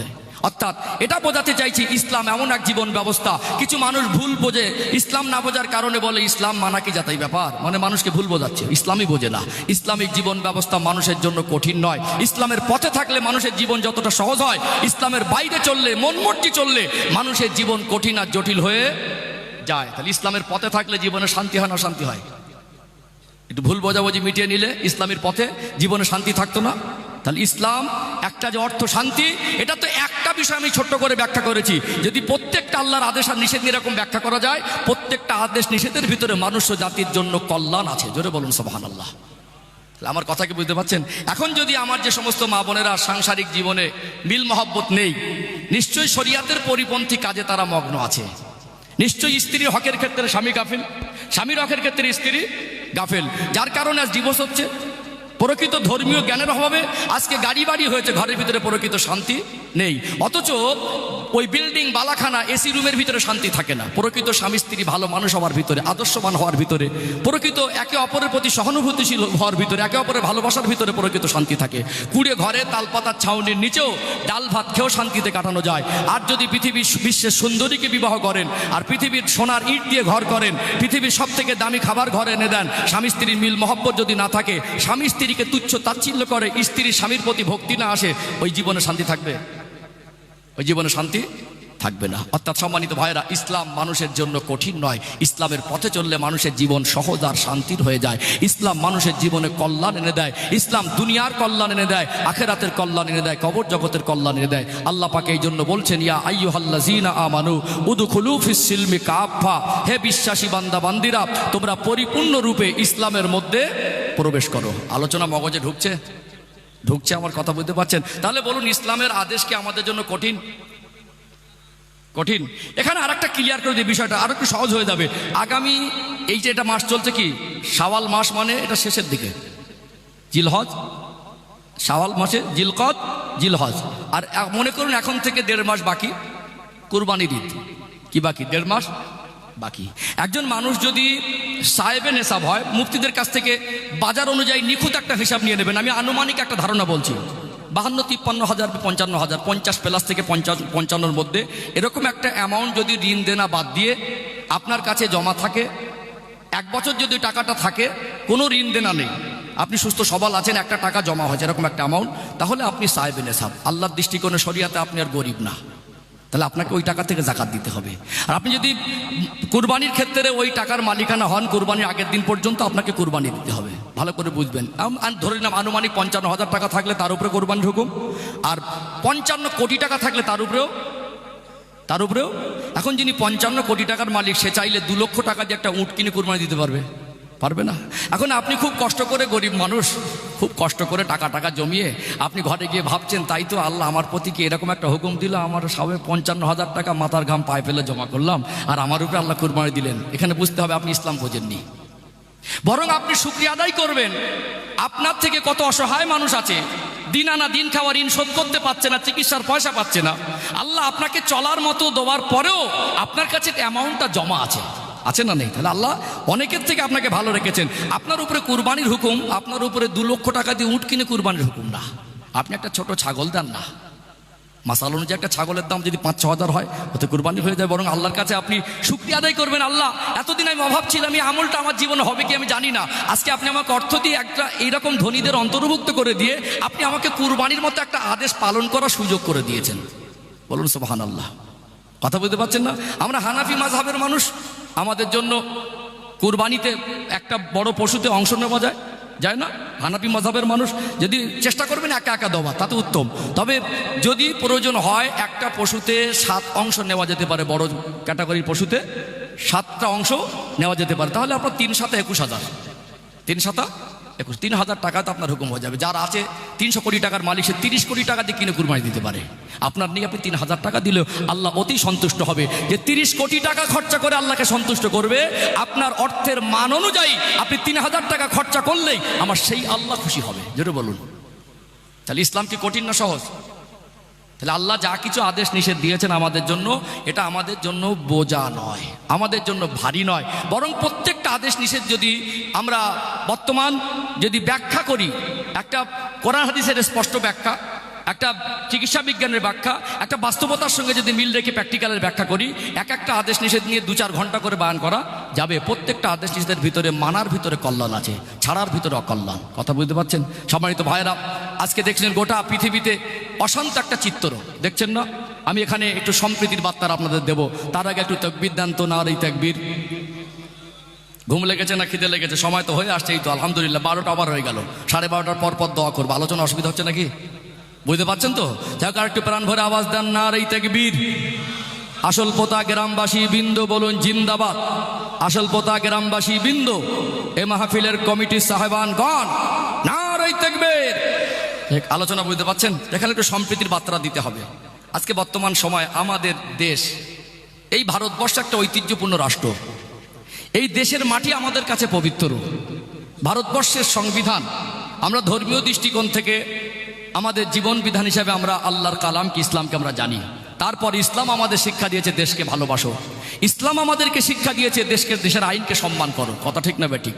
যার কারণে আমাদের থেকে বাবরি মসজিদ চলে যাবার পরেও, আস্থার উপরে দায় দেওয়ার পরেও আমরা ধৈর্য ধারণ করেছি না করিনি? সম্মানিত ভাইয়েরা, এই দেশের এত বৃহৎ সংবিধান পৃথিবীর অন্য কোনো রাষ্ট্রে নেই। এই দেশ একটা শান্তিপূর্ণ দেশ, অর্থাৎ হিন্দু, মুসলমান, জৈন, খ্রিস্টান, আদিবাসী, দলিত, সর্বধর্মাবলম্বীর মানুষ, বিভিন্ন ভাষাভাষীর মানুষ যে যার ব্যক্তি স্বাধীনতায় যে যার ধর্ম পালন করে। আজ বর্তমান সময়ে এই সাধারণ নিরীহ মানুষদের মধ্যে সম্প্রীতি নষ্ট করে দিয়ে তারা রাজনীতির ফায়দা লোটার জন্য আজ গোটা ভারতবর্ষকে অশান্ত করে তুলছে কি তোলে না? অর্থাৎ একটা সময় দেখা যাচ্ছে তাদের গদি মজবুত করার জন্য সাধারণ নিরীহ মানুষের জান, মাল, সম্মান নিয়ে তারা খেলা করছে। আমি বলবো, জাতি, ধর্ম, বর্ণ নির্বিশেষে আপনারা কোনো রকম চক্রান্তে পা দেবেন না। আজকে বর্তমান সময় 24 ঘন্টা আমার দেশের কিছু পাঁচাটা মিডিয়া এই হিন্দু মুসলমানের লড়াই লাগানোর মতো মিথ্যা খবর প্রচার করে। গোটা বিশ্বের মধ্যে যদি নির্লজ্জের কোনো প্রতিযোগিতা হতো, আমার দেশের মিডিয়াগুলো সেখানে যদি নাম লেখাতো এরাই ফার্স্ট হতো। আমার মনে হয় গোটা বিশ্বের মধ্যে, গোটা পৃথিবীতে যত রাষ্ট্র আছে, নির্লজ্জ বলে যদি কোনো জিনিস কাউকে বোঝাতে হয়, তা আমার দেশের কিছু নাম করা পাঁচাটা দালাল মিডিয়া আছে, দালাল কিছু নিউজ চ্যানেল আছে, এদেরকে দেখালে প্রকৃত নির্লজ্জ কি জিনিস এরা বুঝে যাবে। এদের হায়া লজ্জা বলে কিছু নেই। 24 ঘন্টা সাধারণ মানুষের ভিতরে মন্দির মসজিদের লড়াই লাগিয়ে দেওয়ার চেষ্টা করছে, হিন্দু মুসলমানের লড়াই লাগিয়ে দেওয়ার চেষ্টা করছে। অর্থাৎ এ দেশে আমরা বসবাস করি, বর্তমান সময় দেখা যাচ্ছে একের পর এক সংখ্যালঘুদের উপরে আক্রমণ করার বিভিন্ন রকম চক্রান্ত করা হচ্ছে। এটা ভারতবাসীর জন্য দুঃখজনক। মনে রাখবেন সম্মানিত ভাইয়েরা, এখানে সম্প্রীতির কথা বলতে হয় আমাদের কাছে মাঝে মাঝে দেশপ্রেমের জন্য আমাদের কাছে দলিল চায়। আমি বলবো, যারা মুসলমানদের কাছে দেশপ্রেমের দলিল চান, আপনাদের লজ্জা লাগা উচিত। ইতিহাস পড়ে দেখে নেবেন, এই দেশ ছিল একটা সময় পরাধীন, এই দেশ স্বাধীনতার আওয়াজ তুলেছিল এই মুসলমানেরা। এই দেশ স্বাধীন করতে গিয়ে আজও পর্যন্ত নরেন্দ্র মোদী বাবু যেখানে থাকে, ওখান থেকে খুব বেশি দূর নয়, সেই দিল্লির জমিনে ইন্ডিয়ার গেটের গায়ে চলে যাবেন, লেখা আছে আজও পর্যন্ত 90,000-এর বেশি এই দেশ স্বাধীন করতে গিয়ে যারা রক্ত দিয়ে, জান দিয়ে শহীদ হয়েছে, 90,000-এর বেশি শহীদের নাম সেখানে লেখা আছে। মুসলমানরা সংখ্যালঘু হলেও এই দেশের মাটিতে, তাই শহীদের সংখ্যাটা সেখানে যদি 90,000-এর নাম লেখা থাকে, মুসলমানের নাম আছে 60,000-এর বেশি। বলুন সুবহানাল্লাহ। অর্থাৎ আমার বাপদাদা পূর্বপুরুষরা এই দেশের জন্য জান দিয়েছে বেশি। এই দেশের মাটি শুকলে আজও পর্যন্ত আমার বাপদাদা পূর্বপুরুষের শহীদের রক্তের সুঘ্রাণ পাওয়া যাবে না? অর্থাৎ আপনাদের লজ্জা করা উচিত, আপনারা ইতিহাস জানেন না। অর্থাৎ আমরা দেশকে ভালোবাসি, এই দেশের জন্য আমার বাপদাদা পূর্বপুরুষ রক্ত দিয়েছে বেশি। কোনো দিন যদি এই দেশের উপর আঘাত আসে, সেদিন আমাদের একদিকে পার্শ্ববর্তী দেশ পাকিস্তান, আর একদিকে পার্শ্ববর্তী দেশ বাংলাদেশ। ওটা বাংলাদেশে কত পার্সেন্ট হিন্দু আর মুসলমান আছে দেখবো না, আমার ভাইরা কোথায় আছে দেখবো না। আমার দেশকে তখন আমি আগে বড় মনে করব। আমার দেশের জন্য যদি কোনো দিন জান দিতে হয়, সেদিনও আমরা জান দেব। কিন্তু সেই মুসলমানদেরকে বিভিন্ন রকম চক্রান্ত করে কোণঠাসা করার চেষ্টা করছে না, করে না। সাধারণ নিরীহ মানুষদের মধ্যে মুসলমানদের প্রতি ঘৃণা তৈরি যাতে হয়, মুসলমানদের প্রতি যাতে হিংসা তৈরি হয়, মুসলমানদের বিষয়ে যাদের ধারণা খারাপ করে দেওয়া যায়, সেই রকম সবসময় চক্রান্ত একের পর এক হয়ে আসছে। কথা বুঝতে পেরেছেন? আমি বলবো, জাতি, ধর্ম, বর্ণ নির্বিশেষে আপনারা কোনো রকম চক্রান্তে পা দেবেন না। এই ওয়াকফ সংশোধনী আইন পাশ করলো সংখ্যাগরিষ্ঠতার ফলে। এটা আজকে ভাবতে অবাক লাগে। এই আন্দোলন গোটা পশ্চিম বাংলা শুধু নয়, ভারতবর্ষের কোনায় কোনায় হচ্ছে। এই আন্দোলনে শুধু মুসলমানরা নামিনি, আমাদের হিন্দু ভাইরা আমাদের যথেষ্ট সাথ দিয়েছে না দেয়নি? সর্বধর্মাবলম্বীরা সাথ দিয়েছে।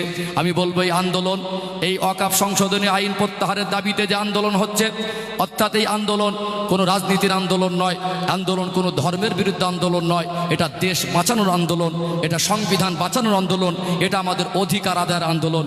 অর্থাৎ এখানে এই আন্দোলনকে কেন্দ্র করে হিংসা ছড়িয়ে দেওয়ার চক্রান্ত করে মুর্শিদাবাদের জমিনে তরতাজা 5টা প্রাণ চলে গেল কি গেল না?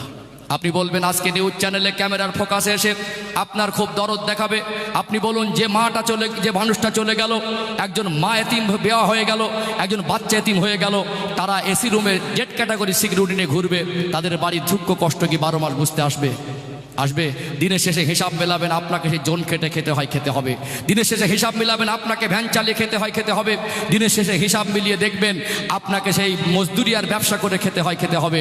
শুধু আপনাকে আপনার মেজাজটাকে ঘুরিয়ে আপনার মাইন্ডের মধ্যে, আপনার চিন্তা চেতনার মধ্যে ইসলাম বিদ্বেষী চিন্তাধারা ঢুকিয়ে দিয়ে হিন্দু মুসলমানের লড়াই লাগিয়ে দিয়ে তারা তাদের গদিয়ার ছিটটাকে মজবুত করার চেষ্টা করছে। কোনো রকম চক্রান্তে পা দেবেন না, এইটুকু বলবো। এই দেশের সম্প্রীতির একটা ঐতিহ্য, পাশেই মন্দির, পাশেই মসজিদ, মন্দিরে ঘন্টা বাজে, মসজিদে আজান হয়, কারোর অসুবিধা হয় না। এই দেশের ঐতিহ্য। বাজারে যাই, হিন্দু ভাই দোকানদার মুসলমান হাসতে হাসতে দোকানদারের কাছ থেকে মাল কেনে, মুসলমান ভাই দোকানদার হিন্দু ভাই হাসতে হাসতে তাদের কাছ থেকে মাল কিনে বাড়ি আসে। এই দেশের ঐতিহ্য। একজন মুসলমান মারা গেলে হিন্দু ভাইটা মাথার ধারে দাঁড়িয়ে প্রতিবেশী চোখের পানি ফেলে। এই দেশের ঐতিহ্য। হিন্দু ভাই মারা গেলে মুসলমান ভাই গিয়ে তাদের কাছে দাঁড়িয়ে যায় না। কখনো শ্মশানে দাহ করতে মুসলমানরা সহযোগিতা করে, কখনো কোনো প্রতিবেশী মুসলমান অসহায় হয়ে পড়লে হিন্দু ভাইরা সেখানে সে সহযোগিতা করে কি করে না। অর্থাৎ এখানে দুর্গা পূজা হলেও মুসলমান ভাইদের অসুবিধা হয় না, আর এখানে ঈদের নামাজ হলেও হিন্দু ভাইদের এতদিন অসুবিধা হয় না। আজকে বর্তমান অপদার্থ সরকার এসে এই সম্প্রীতিকে নষ্ট করার চক্রান্ত নেমেছে। আজকে গোটা বাংলায় অশান্ত করার চেষ্টা করছে। আমি বলবো জাতি ধর্ম বর্ণ নির্বিশেষে কোনো রকম চক্রান্তে আপনারা পা দেবেন না। যেভাবে আমরা প্রতিবেশীর সঙ্গে মিলেমিশে আছি সেইভাবে থাকবো ইনশাআল্লাহ। আর ওয়াকফ সংশোধনী আইনের জন্য মনে রাখতে হবে, এটা আমরা শুধু ময়দানে নেমেছি, অনেক নয়। অর্থাৎ এখানে 232 জন যদি এমপি যদি লোকসভায় এই ওয়াকফ আইন, যেটা ওয়াকফ সংশোধনী আইনের বিরুদ্ধে যদি তারা ভোট দেয়, তাহলে বুঝতে হবে 232 জন সবাই মুসলমান নয়, হাতে গোনা কিছু মুসলমান। তাহলে এই ওয়াকফ সংশোধনী আইনের বিরুদ্ধে যারা শুধু মুসলমান নয়, আমার বহু হিন্দু এমপি ভাইরা, তারাও এর বিপক্ষে গেছে। অর্থাৎ এই সাংবিধানিক অধিকারকে ছিন্ন করার যে চক্রান্ত করছে অপদার্থ নরেন্দ্র মোদীর সরকার, ইনশাল্লাহ আমরা আমাদের অধিকার যতক্ষণ না ফিরে পাবো আমরা আন্দোলন বন্ধ করব না। আজকের একটা দুঃখজনক ঘটনা, যেটা আমাদের আগামী 26শে এপ্রিল, এটা যে ব্রিগেডের ময়দানে সমাবেশ ডাকা হয়েছিল, সেটা আজকে রায় পাওয়া হয়নি। মানে যে নিউজে দেখলাম বর্তমান সময় হাইকোর্টের কাছে যে কেস করেছিল, হাইকোর্টে যে মামলা ছিল শুনানি, অর্থাৎ সেখানে আজকে দিনে রায়টা ক্লিয়ার হয়নি। যদি আমাদেরকে বর্তমান 26 তারিখে যে রায়ের জন্য আশা করে কোর্টের দ্বারস্থ হয়েছিল মহামান্য আদালত, আজকে সেটাকে ক্লিয়ার করেনি, সেটা আরবিদের হাতেই হ্যান্ডওভার করেছে, তারা কি সিদ্ধান্ত নেয়। অর্থাৎ আমরা এখানে ধৈর্য হারা হব না, আমরা এখানে সবর করব। যদি ব্রিগেডের ময়দানে সমাবেশ নাও হয়, আমরা আমাদের আন্দোলন থামিয়ে রাখবো না। এখন সোশ্যাল মিডিয়া সব দিকে নজর রাখেন ইনশাল্লাহ। এইটুকু বলবো, আমরা কোনো রকম দেশ বিরোধী, সংবিধান বিরোধী কোনো কাজ করব না। আজ বর্তমান সময় যারা সংবিধানকে পাল্টানোর চেষ্টা করছে, আমরা ভালোবাসা দিয়ে জাতি ধর্ম বর্ণ নির্বিশেষে কাঁধে কাঁধ মিলিয়ে তাদেরকেই পাল্টে দেবো ইনশাআল্লাহ। ওরা যতই হিংসা করুক, আমরা হিংসার চক্রান্তে, হিংসার ফাঁদে পা দেব না। ওদের হিংসা একদিন হেরে যাবে, আমাদের হিন্দু মুসলমানের ঐক্য একদিন জিতে যাবে ইনশাআল্লাহ। একটু দরকার ছিল না ইনশাআল্লাহ। যাই হোক, আমি আলোচনা একটু সংক্ষেপ করে আগে নিয়ে আসবো। অসুবিধা হচ্ছে নাকি? অসুবিধা হচ্ছে? তাহলে আমি প্রাথমিক পর্যায়ে বোঝাতে চাইছিলাম যে আল্লাহর কোনো আদেশ নিষেধ আমাদের জন্য বোঝা নয়। ইসলামের কোনো আদেশকে আল্লাহ মনুষ্য জাতিকে বোঝা হিসেবে চাপিয়ে দেয় নাই। আমরা যেটা পারবো না এরকম হুকুম ইসলামে একটাও নেই। সেটা আমি বর্তমান প্রেক্ষাপটকে সামনে রেখে, পরিস্থিতিকে সামনে রেখে, কোরআন হাদিসের রেফারেন্স দিয়ে আমি সংক্ষিপ্ত আকারে বোঝানোর চেষ্টা করেছি। যেহেতু আমার আলোচনার বিষয়বস্তু ছিল মানুষ কেন পরিবর্তন হয় না, এর আরেকটা বড় কারণ তুলে ধরবো ইনশাআল্লাহ। ও ভাইজানেরা, সোনার মানিক যুবকেরা, আব্বারা মায়েরা, এই সমাজ পরিবর্তন হয় না, এর অন্যতম কারণ হলো আজকে বর্তমান সময়ে আমরা যারা বাবা মা, তারা দায়িত্বহীন হয়ে পড়েছে। অর্থাৎ আমাদেরকে দায়িত্ববান হতে হবে। আল্লাহ দয়াময় আমাদেরকে সন্তান দিলেন, এই সন্তানটা আমাদের কাছে আমানত। আমরা তাদেরকে কত কষ্ট মেহনত করে লালন পালন করে, একটা বাচ্চা 20 বছর 22 বছর যতক্ষণ পর্যন্ত সে ভালো করে লেখাপড়া শিখে ভালো মানুষ না হবে, আমরা কোনোদিন সেই সন্তানের আয় রোজগার খাওয়ার আশা কোনো বাবা মা করে না। এই 20-22 বছর যাবৎ আরো বেশি যদি পড়াশোনা করতে চায়, এই 20-22 বছরে একটা বাচ্চার খাবারের দায়ভার বাবা মার কাঁধে আছে না নেই? একটা বাচ্চার দায়ভার, তার জীবনে যা পোশাক লাগে, যতদিন না সে রোজগার করতে শেখে, তাই বাবা মা তাদের পোশাকের ব্যবস্থা করে দেয় কি দেয় না? 20 বছর ধরে তার অসুস্থতায় চিকিৎসা করলেন, 20 বছর ধরে 22 বছর ধরে তাকে পোশাক কিনে দিলেন, 20-22 বছর ধরে তাকে সময় মতো খাবার ব্যবস্থা করে দিলেন। এর জন্য বাবা মার জীবনের কষ্ট মেহনত করতে হয় কি হয় না? দেখবেন আজকে বর্তমান সময়ে আমরা যারা বাবা মা আজকে সরকারি স্কুলের শিক্ষার মান তলানিতে গেছে বলে বিভিন্ন শহরে নগরে অঞ্চলে আজকে বেসরকারি স্কুল মিশন তৈরি হয়েছে না হয়নি? আমরা কত কষ্ট করে আমাদের বাচ্চাদেরকে সেখানে আমরা ভর্তি করছি। মনে বড় আশা হয় আমার সন্তান চাকরিজীবী হবে, মনে বড় আশা হয় আমার সন্তান ডাক্তার হবে। অবশ্যই শিক্ষা জাতির মেরুদণ্ড। সন্তানকে আপনি লেখাপড়া শেখাবেন, অবশ্যই আপনার সন্তান যদি ডক্টর মাস্টার ব্যারিস্টার হয় এটা আমার কাছে গর্বের হবে। কেননা ইসলামের দৃষ্টিতে জেনারেল শিক্ষায় কোনো আপত্তি নেই, বরং মাতৃভাষা জেনারেল শিক্ষারও দরকার আছে না নেই?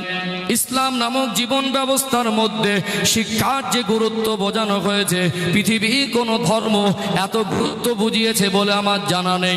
আল্লাহ দয়াময় আমার রাসূলুল্লাহ 40 বছর বয়সে গারে ঘেরাতে জাবালে নূর পাহাড়ের পর্বতের গুহাতে রমাদানুল মোবারক মাসে লাইলাতুল কদরের রাতে নবী আমার তিনি ধ্যানে মশগুল ছিলেন।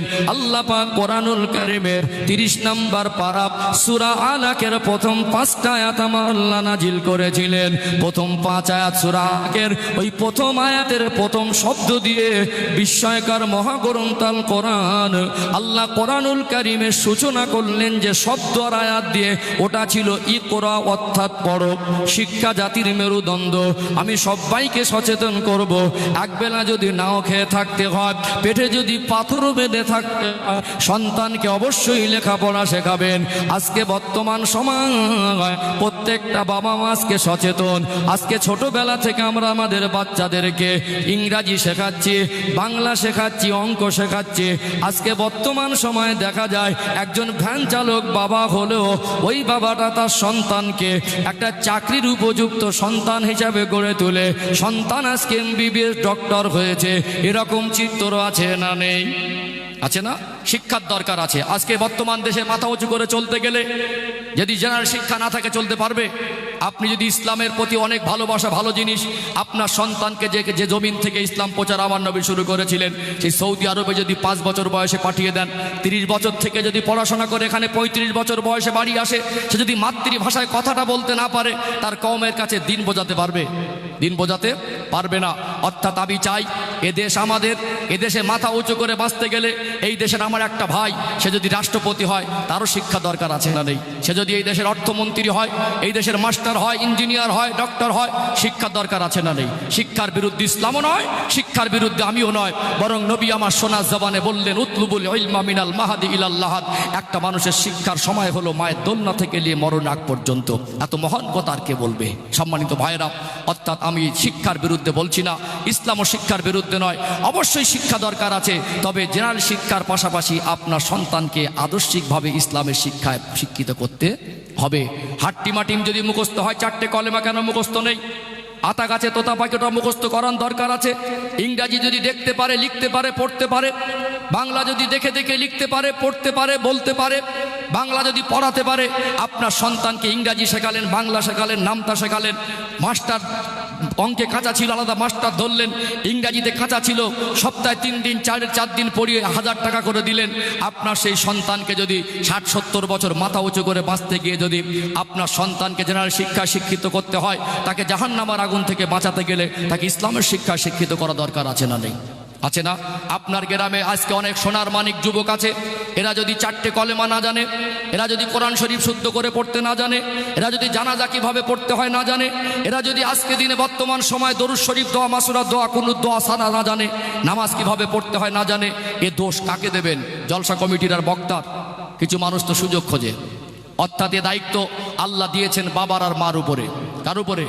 বাবার আর মার উপরে।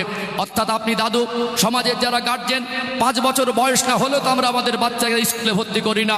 2 বছর 2.5 বছরে কথা বলা শিখলে কোলে বসিয়ে 10 মিনিট যদি সূরা ফাতিহাটা পড়াতেন, 1 মাস সময় লাগলে মুখস্থ হতো না? জানাজার নামাজের নিয়তটা পড়াতেন, মুখস্থ হতো না। লজেন্স, চকলেট, ক্যাডবেরি, আইসক্রিম হাতে নিয়ে আসেন, খাবার নিয়ে আসেন, দাদু ভাই বলে পোতাটা জড়িয়ে ধরে ঠোঁটে মুখে চুমা খায়। আপনি বলতে পারতেন, দাদু ভাই একবার আমি দোয়া কুনুতটা পড়ছি, আমার সঙ্গে তুমি একবার পড়ো তো। 1 মাস পড়ালে মুখস্থ হতো না। অথচ দাদু ভাইকে বলা হচ্ছে, দাদু ভাই বালিশের তলায় বিড়ির বান্ডিলটা চেনে দাও তো।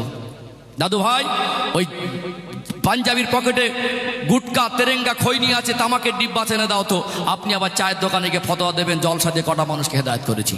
এই শিক্ষার দায়িত্ব তো আপনার উপরে ছিল। আপনি মা দিনের শেষে 10টা মিনিট সন্তানকে বসাতেন, 1 মাস পড়াতেন, কলেমা মুখস্থ হতো না একটা, 4 মাস বসাতেন, হতো না। 10টা মিনিট করে জীবনে যদি 10টা মিনিট করে জাহান্নামের আগুন থেকে বাঁচানোর জন্য আমরা ইসলামের শিক্ষার জন্য তাদের পিছনে ব্যয় করতাম, আমাদের আজ প্রত্যেকটা সন্তান এখানে নামাজ কিভাবে পড়তে হয় শিখে যেত, কোরআন পড়া শিখে যেত, জানাজা কিভাবে পড়তে হয় শিখে যেত। আজ আফসোস, একটা মানুষ মাইয়েত হয়ে গেলে গ্রামে এলাকায় শোকের ছায়া নেমে আসে, এলাকার মানুষ ব্যতীত হয়ে তাকে জানাজার ময়দানে হাজির হই। আমরা 500 মানুষ জানাজায় হলে কিছু কিছু মহল্লায় 500-র মধ্যে 400 মানুষ জানাজা কিভাবে পড়তে হয় জানে না। আপনি অপদার্থ বাবা, ছবি নিয়ে ঘোরেন, ছেলেকে হিরোর মতো লাগছে বিয়ের সময়, আপনার সন্তান আপনার জানাজাটাকে শুদ্ধ করে পড়তে পারে না, আপনি কেমন সন্তানকে হিরো বলছেন? কিছু কিছু সমাজে মানুষ আছে বলে, হুজুর একটু নিয়তটা বাংলায় বলে দেন তো। আপনার তো খুব সচেতন দেখছি, নিয়তটা বলতেই হবে, এটা আপনি বুঝেছেন। আরও যে 3টে বিষয় আছে দোয়া কালাম, ওগুলোকে বলবে, ওগুলোকে বলবে। অর্থাৎ সম্মানিত ভাইরা, এখানে যদি প্রত্যেকটা গার্জেন সন্তানকে যদি নামাজ শেখানোর দায়িত্ব না নেয়, সন্তানকে যদি প্রত্যেকটা গার্জেন এখানে যদি তাদেরকে শরিয়াতের শিক্ষা দেওয়ার দায়িত্ব না নেয়, বছরে একবার জলসা দিয়ে হুজুর এনে কুঁচে দিয়ে সমাজ পরিবর্তন হবে না। এ দায়িত্ব বাবা মাকে নিতে হবে। একদিকে যেমন শিক্ষার দিকে খেয়াল রাখতে হবে, ঠিক তার প্র্যাকটিক্যালে তাকে আদর্শিক মানুষ হিসেবে গড়ে তুলতে হবে। এটা আপনার দায়িত্ব। কথা কি বুঝতে পারছেন? মনে করে বছরে একবার জলসা দেবো আর হুজুরকে বলবো হুজুর কুঁচে দেন, হুজুর এসে পরিবর্তন করে দিয়ে যাবে। হুজুরের বাবার ক্ষমতা নেই। গার্জেন যদি দায়িত্বহীন হয়, হুজুর এনে অস করে বিরিয়ানি দিয়ে সমাজ পরিবর্তন হবে না। খুব সংক্ষেপ করব, সম্মানিত ভাইরা অধৈর্য হচ্ছেন নাকি? অধৈর্য হচ্ছেন? আর বেশি সময় নেব না, 2-10 মিনিট। অসুবিধা হবে নাকি?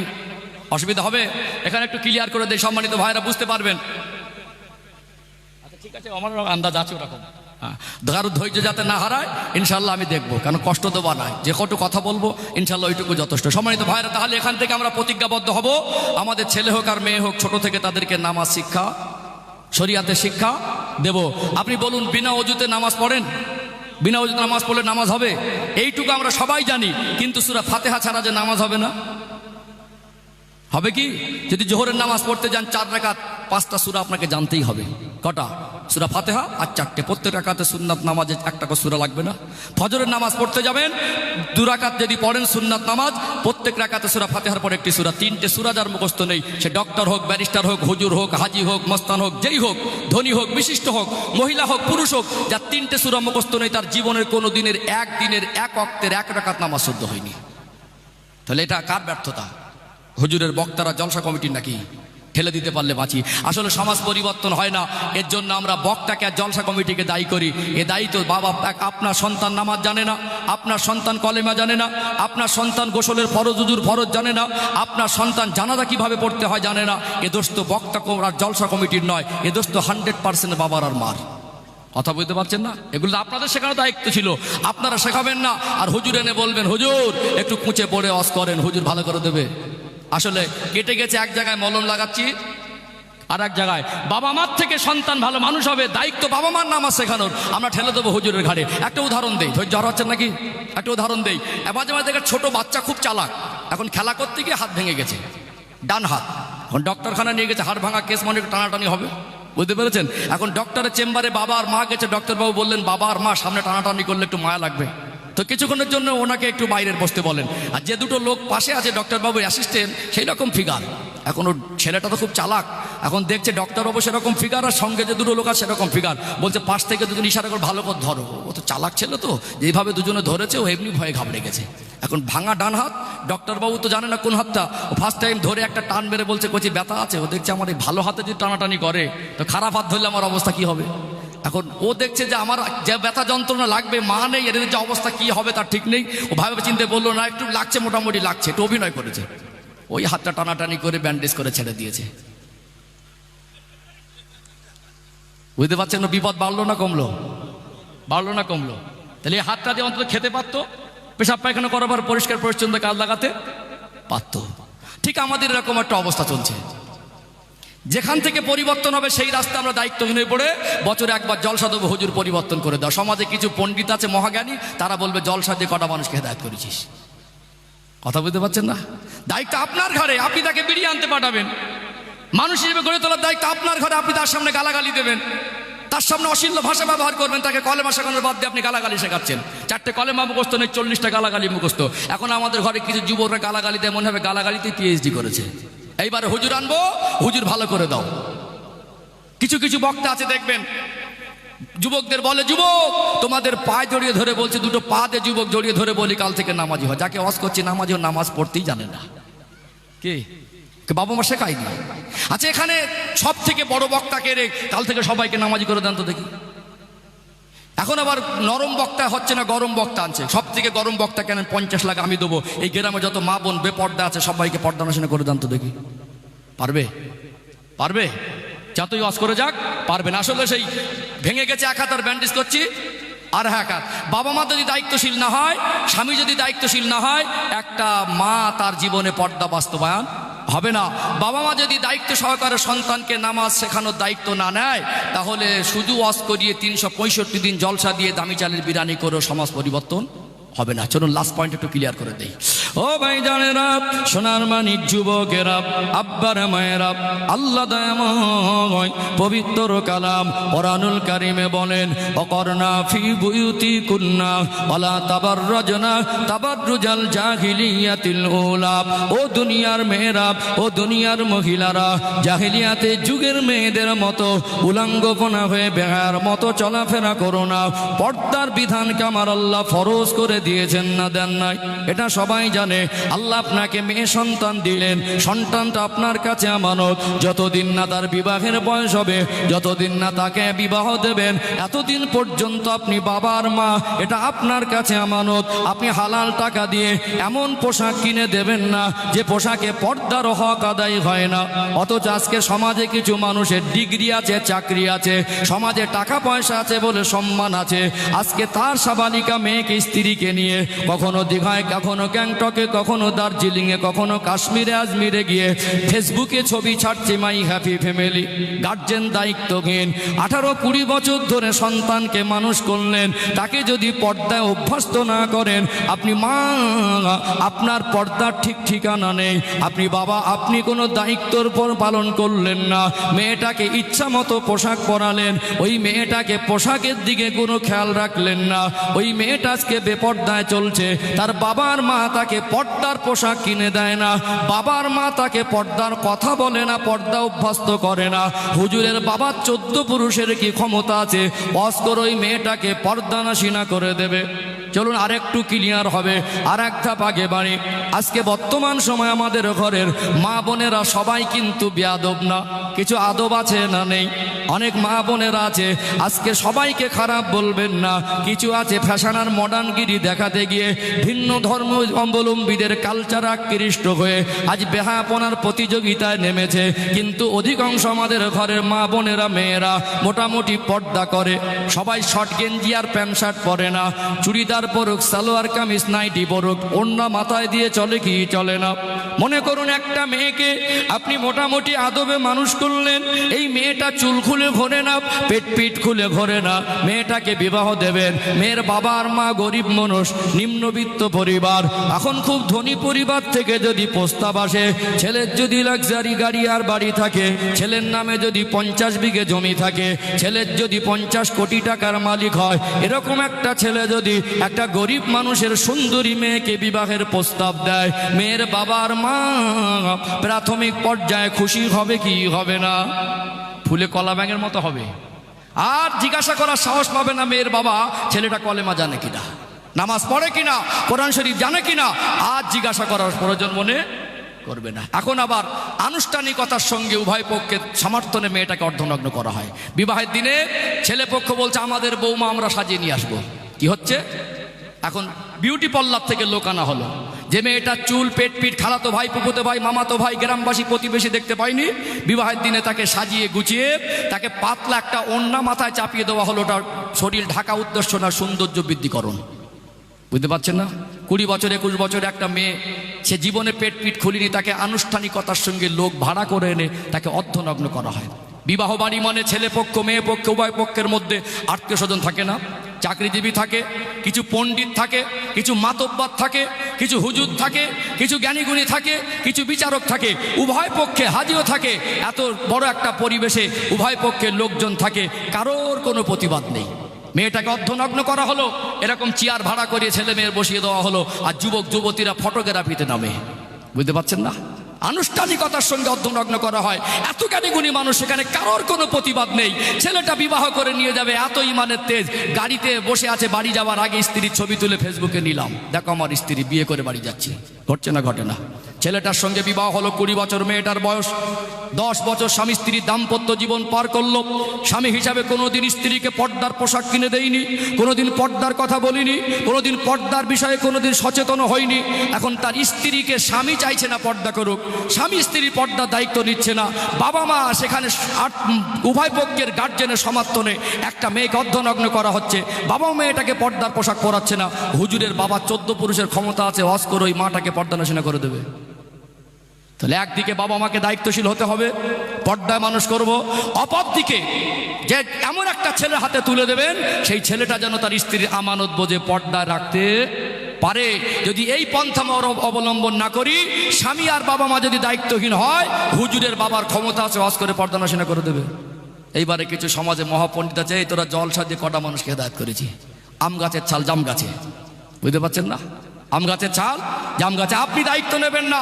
আপনি বিয়ে বাড়ি গিয়ে খাচ্ছিলেন, হাতের কবজি বুড়িয়ে আপনার সামনে একটা যুবতী মেয়েকে, মেয়ের বয়সী মেয়েকে অর্ধনগ্ন করা হলো, আপনি ফ্যাল ফ্যাল করে দেখে হাসছিলেন, বলছেন হেভি লাগছে, আর আপনি দায়ভারটা হুজুরের ঘাড়ে ছেড়ে দিচ্ছেন। আপনার লজ্জা লাগে না?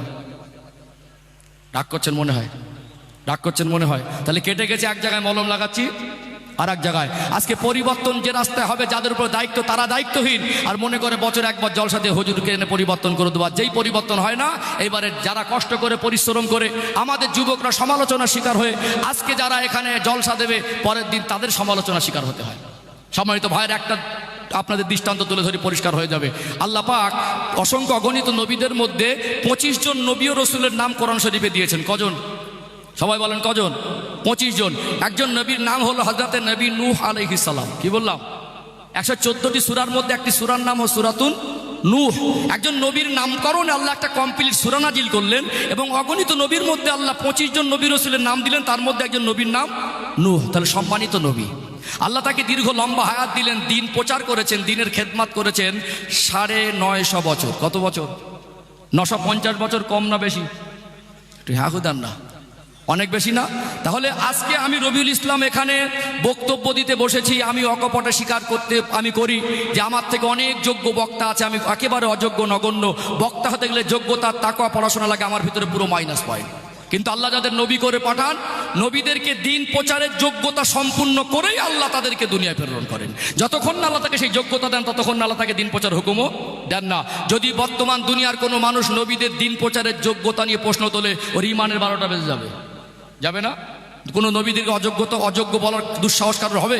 ইমানের 12টা বেজে যাবে না? তাহলে আল্লাহ একজন নবীকে দিন প্রচারের যোগ্যতা সম্পূর্ণ করেই আল্লাহ তাকে দিন প্রচারের দায়িত্ব দিলেন। সেই নবী 950 বছর দিনের খেদমাত করলেন। 950 বছর দিনের খেদমাতের ফসল সংখ্যা দাঁড়ালো, মুসলমানের সংখ্যা 40 অথবা 80 জন। কজন? কজন? আজকে যারা এই বেপর্দায় চলছে, নামাজ পড়ে না, অসৎ সঙ্গ দোষে ঘুরছে, 4টে কলেমা বলতে জানে না, জানাজার নিয়ত জানে না, সমাজ মদ খাচ্ছে, সমাজ পরিবর্তন হয় না বলে জলসা কমিটি আর বক্তাকে দায়ী করে, গলা লম্বা করে বলে জলসা দিয়ে কটা মানুষকে হেদায়েত করি, এত টাকা খরচা করলি কেন? এত টাকা বক্তা কি দরকার ছিল? এত করে জলসা দিয়ে কে এত জলসা দিতে বলেছে? এরা যদি নবী নূহ আলাইহিস সালামের জামানায় হতো, আজকে যারা জলসা বিরোধী, কোরআন বিরোধী, তারা নবী বিরোধী হয়ে যেত। হয়তো বলেই বসতো আপনি 950 বছরে কি করেছেন। কি মনে হয়? হিসাব কি বলে? বলেন, হিসাব কি বলে? বলে বসতো না? এই জন্য মনে রাখবেন, পৃথিবীর একটা মানুষ যদি পরিবর্তন নাও হয়, কোরআনের বাণী পৌঁছানো বন্ধ করা যাবে না। অর্থাৎ একটা গাছ, ফলের গাছ হোক ফুলের গাছ হোক, একটা টবে লাগাবেন, লাগানোর পরে যদি ঠিকমতো তাকে পানি দেওয়ানো হয়, পরিচর্যা করানো হয়, আস্তে আস্তে শুকিয়ে মরে যাবার মতো উপক্রম হবে। আমরা ইমানি দিক থেকে দুর্বল হয়ে পড়েছি। কোরআনের কথা শুনলে ইমান বাড়ে, সাহাবাদের ইমানের কথা শুনলে ইমান বাড়ে, রসুলুল্লাহর জবানে বর্ণিত হাদিসের কথা শুনলে ইমান বাড়ে, আখেরাতের কথা শুনলে, আল্লাহ রসুলের কথা শুনলে ইমান বাড়ে। এখানে একটা মানুষকে এখানে বসতে বাধা দিতে পারেন না, যে একটা দিনের প্রচারের প্রেক্ষাপটে সেখানে মন্তব্য করতে পারেন না, বরং এখানে মানুষকে একজন আলেম হিসাবে তাদের নসিহাত করবে। মানুষ এখানে আসবে, তারা কোরআন হাদিসের কথা শুনবে। একটা শুকিয়ে যাওয়া গাছকে একটু মরে যাবার মতো উপক্রম, ওই গাছে যেমন পানি দিলে সতেজ আর সবল হয়, কোরআন হাদিসের বাণী মানুষকে বারবার শোনালে তার ঈমান সতেজ আর সবল হয়। জোরে বলুন সুবহানাল্লাহ। একদম 2 মিনিট 3টে মিনিট বলে সমাপ্ত করব ইনশাআল্লাহ। এটা লাস্ট পয়েন্ট। আলোচনা অসুবিধা হচ্ছে নাকি? কষ্ট পাচ্ছেন? কষ্ট পাচ্ছেন? এটা তাকবীর দেন তো দেখি, নারাই তাকবীর। ভোল্টেজ বেড়ে গেল। হ্যাঁ, একটু হবে? আচ্ছা ঠিক আছে, আরেকটু হালকা, খুব বেশি যাবো না, লিমিট ক্রস করাটা, কারণ লিমিটে চলো ভালো। চলুন লাস্ট পয়েন্ট, সব দিকটা বোঝা যাতে থাকে ইনশাআল্লাহ। সম্মানিত ভাইয়ের, এখানে একটা পয়েন্ট বলি আপনাদেরকে। যখন অসুস্থ হয়ে আমরা কোনো রোগে অসুস্থ হই, তখন আমরা ডক্টরের কাছে যাই। যে রোগ হয়েছে ওই রোগের বিশেষজ্ঞ একজন যোগ্য ডক্টরের প্রয়োজন মনে করি, ঠিক তো নাকি? না, আমার একটা রোগ হলো, মনে করুন যাদের সুগার, এখন বুঝতে পারছেন না, মনে করুন যাদের হার্টের রোগ, বা আপনার একটা চর্মরোগ হলো, একটা অ্যালার্জি যাইতে কিছু হলো, তাহলে আপনার চর্মরোগ হলো, চুলকোনা হলো, অতিষ্ঠ হয়ে যাচ্ছেন, এর জন্য আপনার কি 50টা ডাক্তারের কাছে গিয়ে 50টা প্রেসক্রিপশন দরকার আছে? না, সেই রোগের বিশেষজ্ঞ একজন যোগ্য ডক্টরের পরামর্শ আর তার ঔষধটা দরকার আছে। একজন যোগ্য ডক্টরের কাছে গিয়ে সে যদি তার কথা মতো চিকিৎসা নেয় আর সে তার মতো চিকিৎসা করে, তার ভিতরে সুস্থতা আল্লাহ দেবে, সুস্থ করার বাড়ি, তারপর আমাদের চিকিৎসা পদ্ধতি নিতে হয়। তাহলে আমরা শরীর যখন অসুস্থ হয় ডক্টরের কাছে যাই, গিয়ে সেই বিশেষজ্ঞ ডক্টরবাবুর কাছে আমাদের সিচুয়েশনটা গুছিয়ে গুছিয়ে বলি। ডক্টরবাবু একটা প্রেসক্রিপশন দেয়, দিয়ে ঔষধ কিনে ডোজগুলো মেনটেন্যান্স করতে বলে। আমরা পয়সা খরচা করে ফিস দেই, গাড়ি ভাড়া করে তার কাছে যাই, এবং সেখানে যা ঔষধ দিকে সেগুলো কিনে আনি, সেগুলো খুব গুরুত্ব সহকারে ডোজগুলো মেনটেন্যান্স করি, তারপরে গিয়ে ফলাফল পাওয়া যায়। আমরা শরীর সুস্থতার জন্য যে পন্থা অবলম্বন করি, ঈমান আমল সুস্থতার ক্ষেত্রে সেই পন্থা আমরা অবলম্বন করতে পারি না। আজকে দেখুন, শরীর সুস্থতার জন্য একটা ভালো ডক্টর আর তার প্রেসক্রিপশন অনুযায়ী আমলটা আমাদের কাছে বড় মনে হয়, অথচ ঈমান আমল সুস্থতার জন্য আমরা প্রেসক্রিপশন বেশি মনে করি দরকার। 30টা ওয়াজ শুনেছেন, মনে বক্তার 30টা প্রেসক্রিপশন, অথচ তিনি যা আমল দিলেন, তিনি যা কথা বলে দিলেন, আপনি সেটাকে একটাও কাজে লাগালেন না। আপনি শুধু একটা চর্ম রোগ নিয়ে পেরেশান হয়ে যাবেন, যার সামনে যাবেন চুলকাবেন, হাত চুলকাচ্ছেন, কা চুলকাচ্ছেন, কি হলো রে ভাই? দোকানে বসে চুলকাচ্ছেন, ঘরে গিয়ে চুলকাচ্ছেন, বাজারে গিয়ে চুলকাচ্ছেন, কুটুম বাড়িতে, বলে ভাই পেরেশান হয়েছে, কোথায় গেলেন? ডাক্তারের কাছে। হ্যাঁ গেছি, প্রেসক্রিপশন দিলেন, আপনি এনে ফি দিয়ে বাড়ি এনে রেখে দিলেন, ঔষধটা কিনলেন না, খেলেন না। আবার একটা ডাক্তারে, কি হলো ভাই? আবার চুলকাচ্ছি, সেদিন আরে ভাই কমছে না, আবার চুলকাচ্ছেন, আরে ভাই কি হলো? তাই চুলকে চুলকে আপনি মরে যাবেন, আপনার চুলকোনা কমবে? কি গো, কথা মনে বুঝতে পারছেন না? এটা কি সিস্টেম বলে? অথচ আমরা সুস্থ হওয়ার জন্য যে পন্থা অবলম্বন করি, ঈমান আমল সুস্থতার জন্য সেই পন্থা আমরা অবলম্বন করতে। আমি আমার খুব ক্ষুদ্র জ্ঞানে মনে করি আমি খুবই অযোগ্য একজন মানুষ। হুগলি জেলার মানুষ আমাকে ভালোবাসে। আমি আমার জীবনে শুধু পশ্চিম বাংলা না, বিভিন্ন স্টেটে বিভিন্ন পরিবেশে কথা বলি। আপনারা যারা আমাকে ফলো করা দেখেছেন, আল্লাহ আমাকে কোনো 1 মাসের মধ্যে 16 দিন 18 দিন বিমান সফর করায়, একটানা 10 দিন। মানে লোক গাড়ি চাপে, মোটরসাইকেল চাপে, আমার একটানা 10 দিন বিমান সফর, গেছি এসছি এরকম। আল্লাহকে সাক্ষী রেখে বলছে, এরকম আমার জীবনে কখনো পার হয়ে যায়।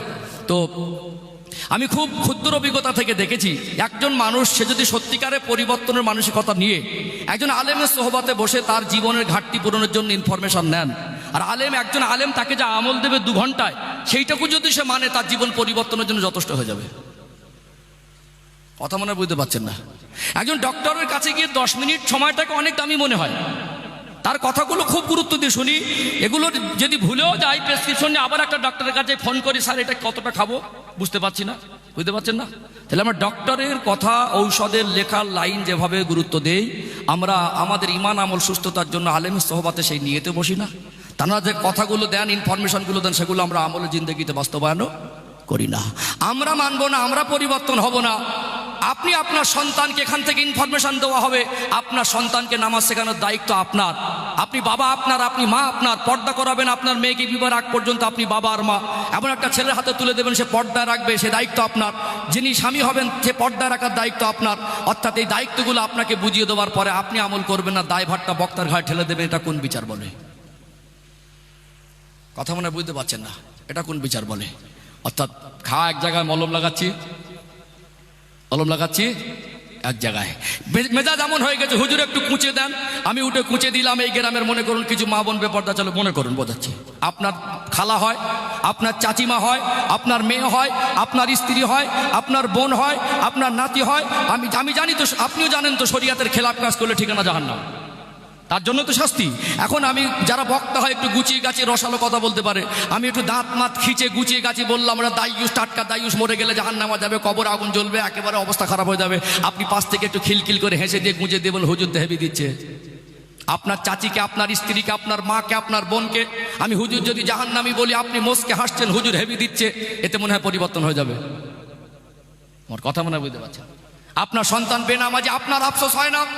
আপনি দায়িত্ব পালনে ব্যর্থ হয়েছে, আপনার বিবেক জাগ্রত হয় না? আপনি আজও পর্যন্ত আপনার সন্তানের হক আদায় করছেন না, আপনি সচেতন হন না। আপনার সন্তানকে যেই বেনামাজি হয়ে জাহান্নামের কথা বলবো, আপনি পাশ থেকে ঘেসে বলেন হুজুর হেবি দিল, এতে সমাজ পরিবর্তন হবে কি করে? দায়িত্ব আপনাকে নিতে হবে। কথা কি বুঝতে পেরেছেন?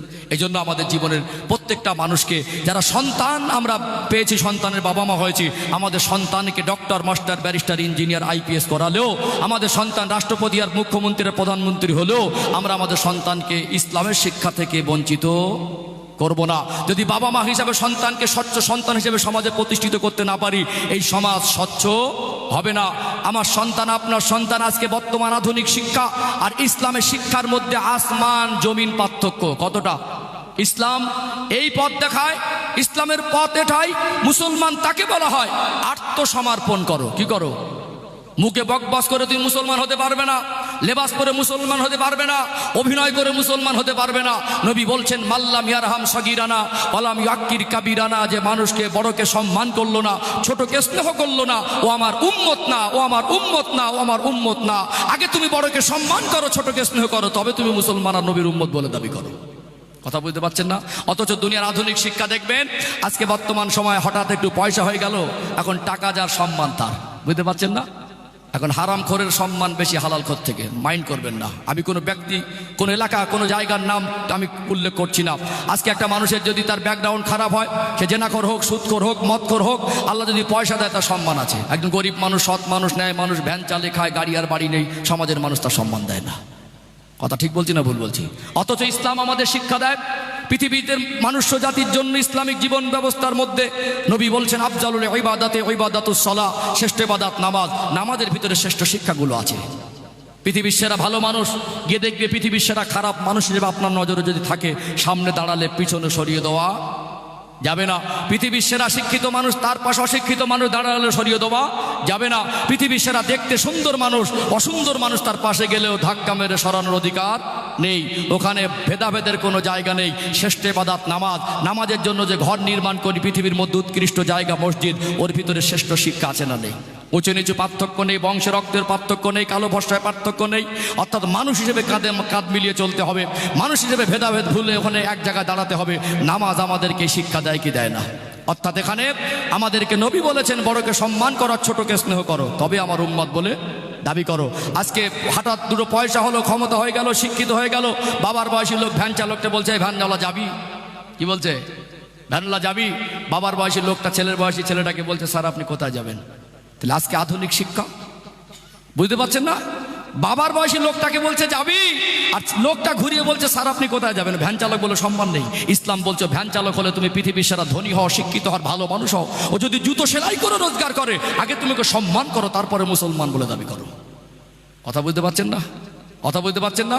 অর্থাৎ আপনার সন্তানের ভিতরে যদি ইসলামের শরিয়াতের আদর্শ শিক্ষা থাকে, ন্যায় শিক্ষা থাকে, সততার শিক্ষা থাকে, পবিত্রতার শিক্ষা থাকে, আল্লাহ এবং রসুলের দেখিয়ে দেওয়া পথ যদি তার জীবনে বাস্তবায়ন থাকে, ও যদি কোনোদিন গ্রামে বিচারক হয়তো ঘুষখোর হবে না, ও যদি কোনোদিন শিক্ষামন্ত্রী হয়তো দুর্নীতিবাজ হবে না, ও যদি কোনোদিন দুনিয়ায় একজন নামকরা নেতা হয়তো চিটিংবাজ হবে না। এই জন্য আমরা আমাদের সন্তানকে পারিবারিকভাবে ডক্টর, মাস্টার, ব্যারিস্টার, ইঞ্জিনিয়ার, আমরা আইপিএস, ওসিডিসি করলে আমরা আদর্শিকভাবে তাদের জীবনের পবিত্রতা, স্বচ্ছতার দিকে খেয়াল রাখবো ইনশাআল্লাহ। আল্লাহ। আমরা যদি দায়িত্ববান না হই, শুধু লেখাপড়া শিখে ডিগ্রি অর্জন করে ভালো মানুষ হওয়া যায় না। আজকে বলুন, পৃথিবীতে যারা ঘুষ খাচ্ছে তারা কি খুব গরিব মানুষ? অভাবে খাচ্ছে না স্বভাবে খাচ্ছে? স্বভাবে খাচ্ছে না। তাহলে শিক্ষা আছে, টাকা আছে, অভাব নেই, তারপরেও তারা স্বভাবে নষ্ট হয়ে গেছে, গেছে না যায়নি। তাহলে ওই শিক্ষা ওকে ওর পবিত্র জীবনটাকে ধরে রাখতে পারবে। কিন্তু ইসলাম যখন আসবে, আত্মসমর্পণ যখন করে দেবে, ও সুদের প্রতি লোভ গেলেও খেতে পারবে না। এই জন্য জান্নাতের হকদার হতে গেলে, ভালো সমাজে স্বচ্ছতা পরিবেশ তৈরি করতে গেলে এখানে বসে প্রত্যেককে প্রতিজ্ঞাবদ্ধ হতে হবে। ইনশাআল্লাহ ছেলে মেয়েদেরকে মানুষের মতো মানুষ করব, ইনশাআল্লাহ। এই পন্থা যদি অবলম্বন না করি, সমাজ পরিবর্তন হবে না। আর একটা লাস্ট পয়েন্ট শেষ করবো, এটা লাস্ট পয়েন্ট। ধৈর্য হারাচ্ছেন, কমিটি ভাইদের বলবো তাবারক রেডি করেন, একটার মধ্যে শেষ করার টার্গেট আছে, তাবারক রেডি করেন। যাই হোক, সম্মানিত ভাইরা, এখানে যারা আছেন সবাই নামাজ শুদ্ধ করে পড়তে পারেন? পারেন না তো? তাহলে এখানে বসে আমি পরিবর্তন হয় না কেন? 30টা জলসা শুনছেন, অথচ আপনি নামাজ পড়তে পারেন না। তাহলে আপনাকে শিখতে হবে। কি করতে হবে? আপনাকে শিখতে হবে। পরিবর্তন হয় না কেন? আমরা মনে করি একজন আলেম ইমামকে আনবো, আমরা সেই ইমামের দায়িত্ব হয়তো 5 ওয়াক্ত নামাজটা পড়িয়ে দেবে, কেউ যাক আর না যাক, কেউ মরে গেলে জানাজাটা পড়িয়ে দেবে, কারোর মেয়ের বিয়ে হলে তাকে বিয়েটা পড়িয়ে দেবে, আর কোনো সবরেসানি হলে হুজুরকে দিয়ে একটু করিয়ে নেবো। সকালবেলা 2-4টে বাচ্চা যায় যাবে না যায় যাবে, যারা যায় একটু পড়িয়ে দেবে, পার। অথচ একজন ইমাম মানে তিনি নেতা, নামাজে তার নেতৃত্ব মেনে আপনাকে নামাজ পড়তে হচ্ছে না? আপনি যতই বড় মহাপণ্ডিত হন, আপনি যদি ইমামতি জায়গায় না দাঁড়ান, আপনার বয়সে ছোট হোক আর যেমন দেখতে হোক আর যেই হোক, যেই বংশের হোক, তাকে ইমাম বলে মানতে হবে। বুঝতে পারছেন না? তাহলে আমরা নামাজে তাকে ইমাম বলে মানছি, অথচ নামাজের বাইরে আমরা আর ইমামের নেতৃত্ব মেনে চলতে চাইছি না। সম্মানিত ভাইরা, এখানে বর্তমান সময় আজকে অধিকাংশ জায়গায় ইমামতিটাকে গোলামতির পর্যায়ে নিয়ে যাওয়া হয়েছে। কিসের পর্যায়ে? গোলামতির। আগে ইমাম দ্বারা সাধারণ মানুষ পরিচালিত হতো, এখন সাধারণ মানুষ দ্বারা ইমামদের পরিচালনা করার একটা চক্রান্ত চলছে। এখন পয়সা হয়ে গেলে মনে করে আমি হুজুরের কাছে বসবো শিখতে। 24 ঘন্টার ভিতরে 10 মিনিট একজন ইমামের সোহবতে বসেন। ক মিনিট? কমের উপরে 5 ওয়াক্ত নামাজের পরে যে কোনো একটা ওয়াক্তে, যাদের নামাজ শুদ্ধ নেই, জানাজা পড়তে জানেন না, কোরআন তেলাওয়াত করতে জানেন না, কলেমা জানেন না, 10 মিনিট বসবেন। ক মিনিট? 1 বছর বসে দেখুন, 10 মিনিট করে 1 মাস লাগুক সূরা ফাতিহা মুখস্থ হোক, আর 1 মাস লাগুক, আর একটা 5 মাস গেলেও তো 5টা সূরা মুখস্থ হবে। 4 মাস যদি জীবনে ব্যয় করে 10 মিনিট করে, তাহলে আপনার তো জানাজা নামাজে 4টে দোয়া মুখস্থ হয়ে যাবে নিয়ত ধরে, তাহলে সারা জীবনের জন্য শুদ্ধ হয়ে যাবে। এখন যদি বলা হয় এই কথাটা, কিছু মানুষ বলবে আমি শিক্ষিত, আমি এলাকার মধ্যে ধনী, আমি এলাকার মধ্যে নেতা, আমি এলাকার মধ্যে নামি দামি মানুষ, বিশিষ্ট লোক বলে আমাকে সম্মান দেয়, আমি হুজুরের কাছে বসবো। এটা প্রশ্ন তৈরি হবে। বুঝতে পারছেন না? আপনি কত বড় পণ্ডিত, হুজুরের কাছে বসবেন না? কেন বসবেন না আপনি? তাহলে আপনার যদি বেঁচে থাকা অবস্থায় হুজুরের প্রয়োজন না হয়, মরে যাওয়ার পরে কেন প্রয়োজন হবে? আপনার যদি এতই বড় পণ্ডিত হন, মানুষের প্রয়োজন যদি না হয় আপনার, তাহলে আপনি বলুন মরে যাওয়ার পরে আপনার গোসলের কেন প্রয়োজন হবে? গোসল তো করতে পারবেন না, তাহলে গোসলটা দেবে কে? জানাজাটা পড়াবে কে? কবরে নামাবে কে? তাহলে আপনাকে মানুষের প্রয়োজন হবে। অর্থাৎ এটা সিস্টেম বলে, যেমন একজন MBBS ডক্টর, তিনি এখানে বসে তালাকের ফতোয়া দিতে আসবেন না। আমি একজন হুজুর হয়ে, আলেম হয়ে, আমি ওটি রুমে গিয়ে একজন মুমূর্ষু ব্যক্তির পেট কেটে অপারেশন করতে যাব না। আমার দরকার হলে ডক্টর ওটি রুমে গিয়ে শুয়ে পড়বো, ডক্টর অপারেশন করবে। ডক্টরের দরকার হলে কোরআনের আয়াতের মানে মতলব যার কাছে আছে তার কাছে শিখে নেবে। ওয়াতাসিমু বিহাবলিল্লাহি জামিআউ ওয়ালা তাফাররাকু। আল্লাহ বলছেন তোমরা একে অপরে বিচ্ছিন্ন হয়ে যাও না। একদম নিম্ন স্তর থেকে উচ্চ স্তর পর্যন্ত ঐক্যবদ্ধর ভিতরে কল্যাণ আছে। সম্মানিত ভাইরা, যতক্ষণ না আমরা ইগো জিনিসটাকে সরাতে পারবো, এই আমিত্ব ভাব, অহংকার জিনিসটা মেটাতে পারবো, আমরা একে অপরের প্রয়োজনে কাজে লাগাতে পারবো, ততক্ষণ না আমাদের জীবন পরিবর্তন হবে না। যে কোনো আপনার জীবনের একেবারে জন্ম থেকে মৃত্যু পর্যন্ত যে কোনো একটা সময় যদি ইসলাম জানলে ওয়ালাদের সোহবাতে আপনার সময় না কাটে, আপনার জীবনে গাড়ি বাড়ির উন্নতি হবে, রাস্তাঘাটের উন্নতি হবে, টাকা পয়সার উন্নতি হবে, আপনার ঈমান আমলের উন্নতি হতে পারবে না। ছোটবেলা যদি আপনার বাবা মা বসিয়ে দেয় আপনার বেড়া পার, আর যদি বসে না দেয় জওয়ান বয়সে বসুন, তারপরে যদি না বসেন বুড়ো বয়সে আপনাকে বসতে হবে, তা না হলে আপনার নামাজ শুদ্ধ হবে না। তাহলে ইসলাম এই ভেদাভেদটা মেটাতে এসেছে, অথচ আমরা ভেদাভেদ নিয়ে বসে আছি। আমি হুজুরের কাছে বসবো, আমি হুজুরের কাছে বসবো। কেন বসবেন না হুজুরের কাছে? হুজুরের পিছনে নামাজ পড়ছেন, তখন লজ্জা হয় না? একজন ইমামের প্রতি যদি আপনার ভক্তি শ্রদ্ধা না থাকে, ইমামের প্রতি বিদ্বেষ মনোভাব নিয়ে তার পিছনে নামাজ পড়লে নামাজও দুরস্ত হবে না। আলেমের কাছ থেকে জেনে নেবেন, মুফতির কাছ থেকে। তাহলে আপনাকে ইমামকে ভালোবেসে তার পিছনে নামাজে দাঁড়াতে হচ্ছে না? তাহলে আপনি নামাজের বাইরে এসে কেন তাকে ভালোবাসতে পারছেন না? এখন আমাদের চরিত্র হয়ে গেছে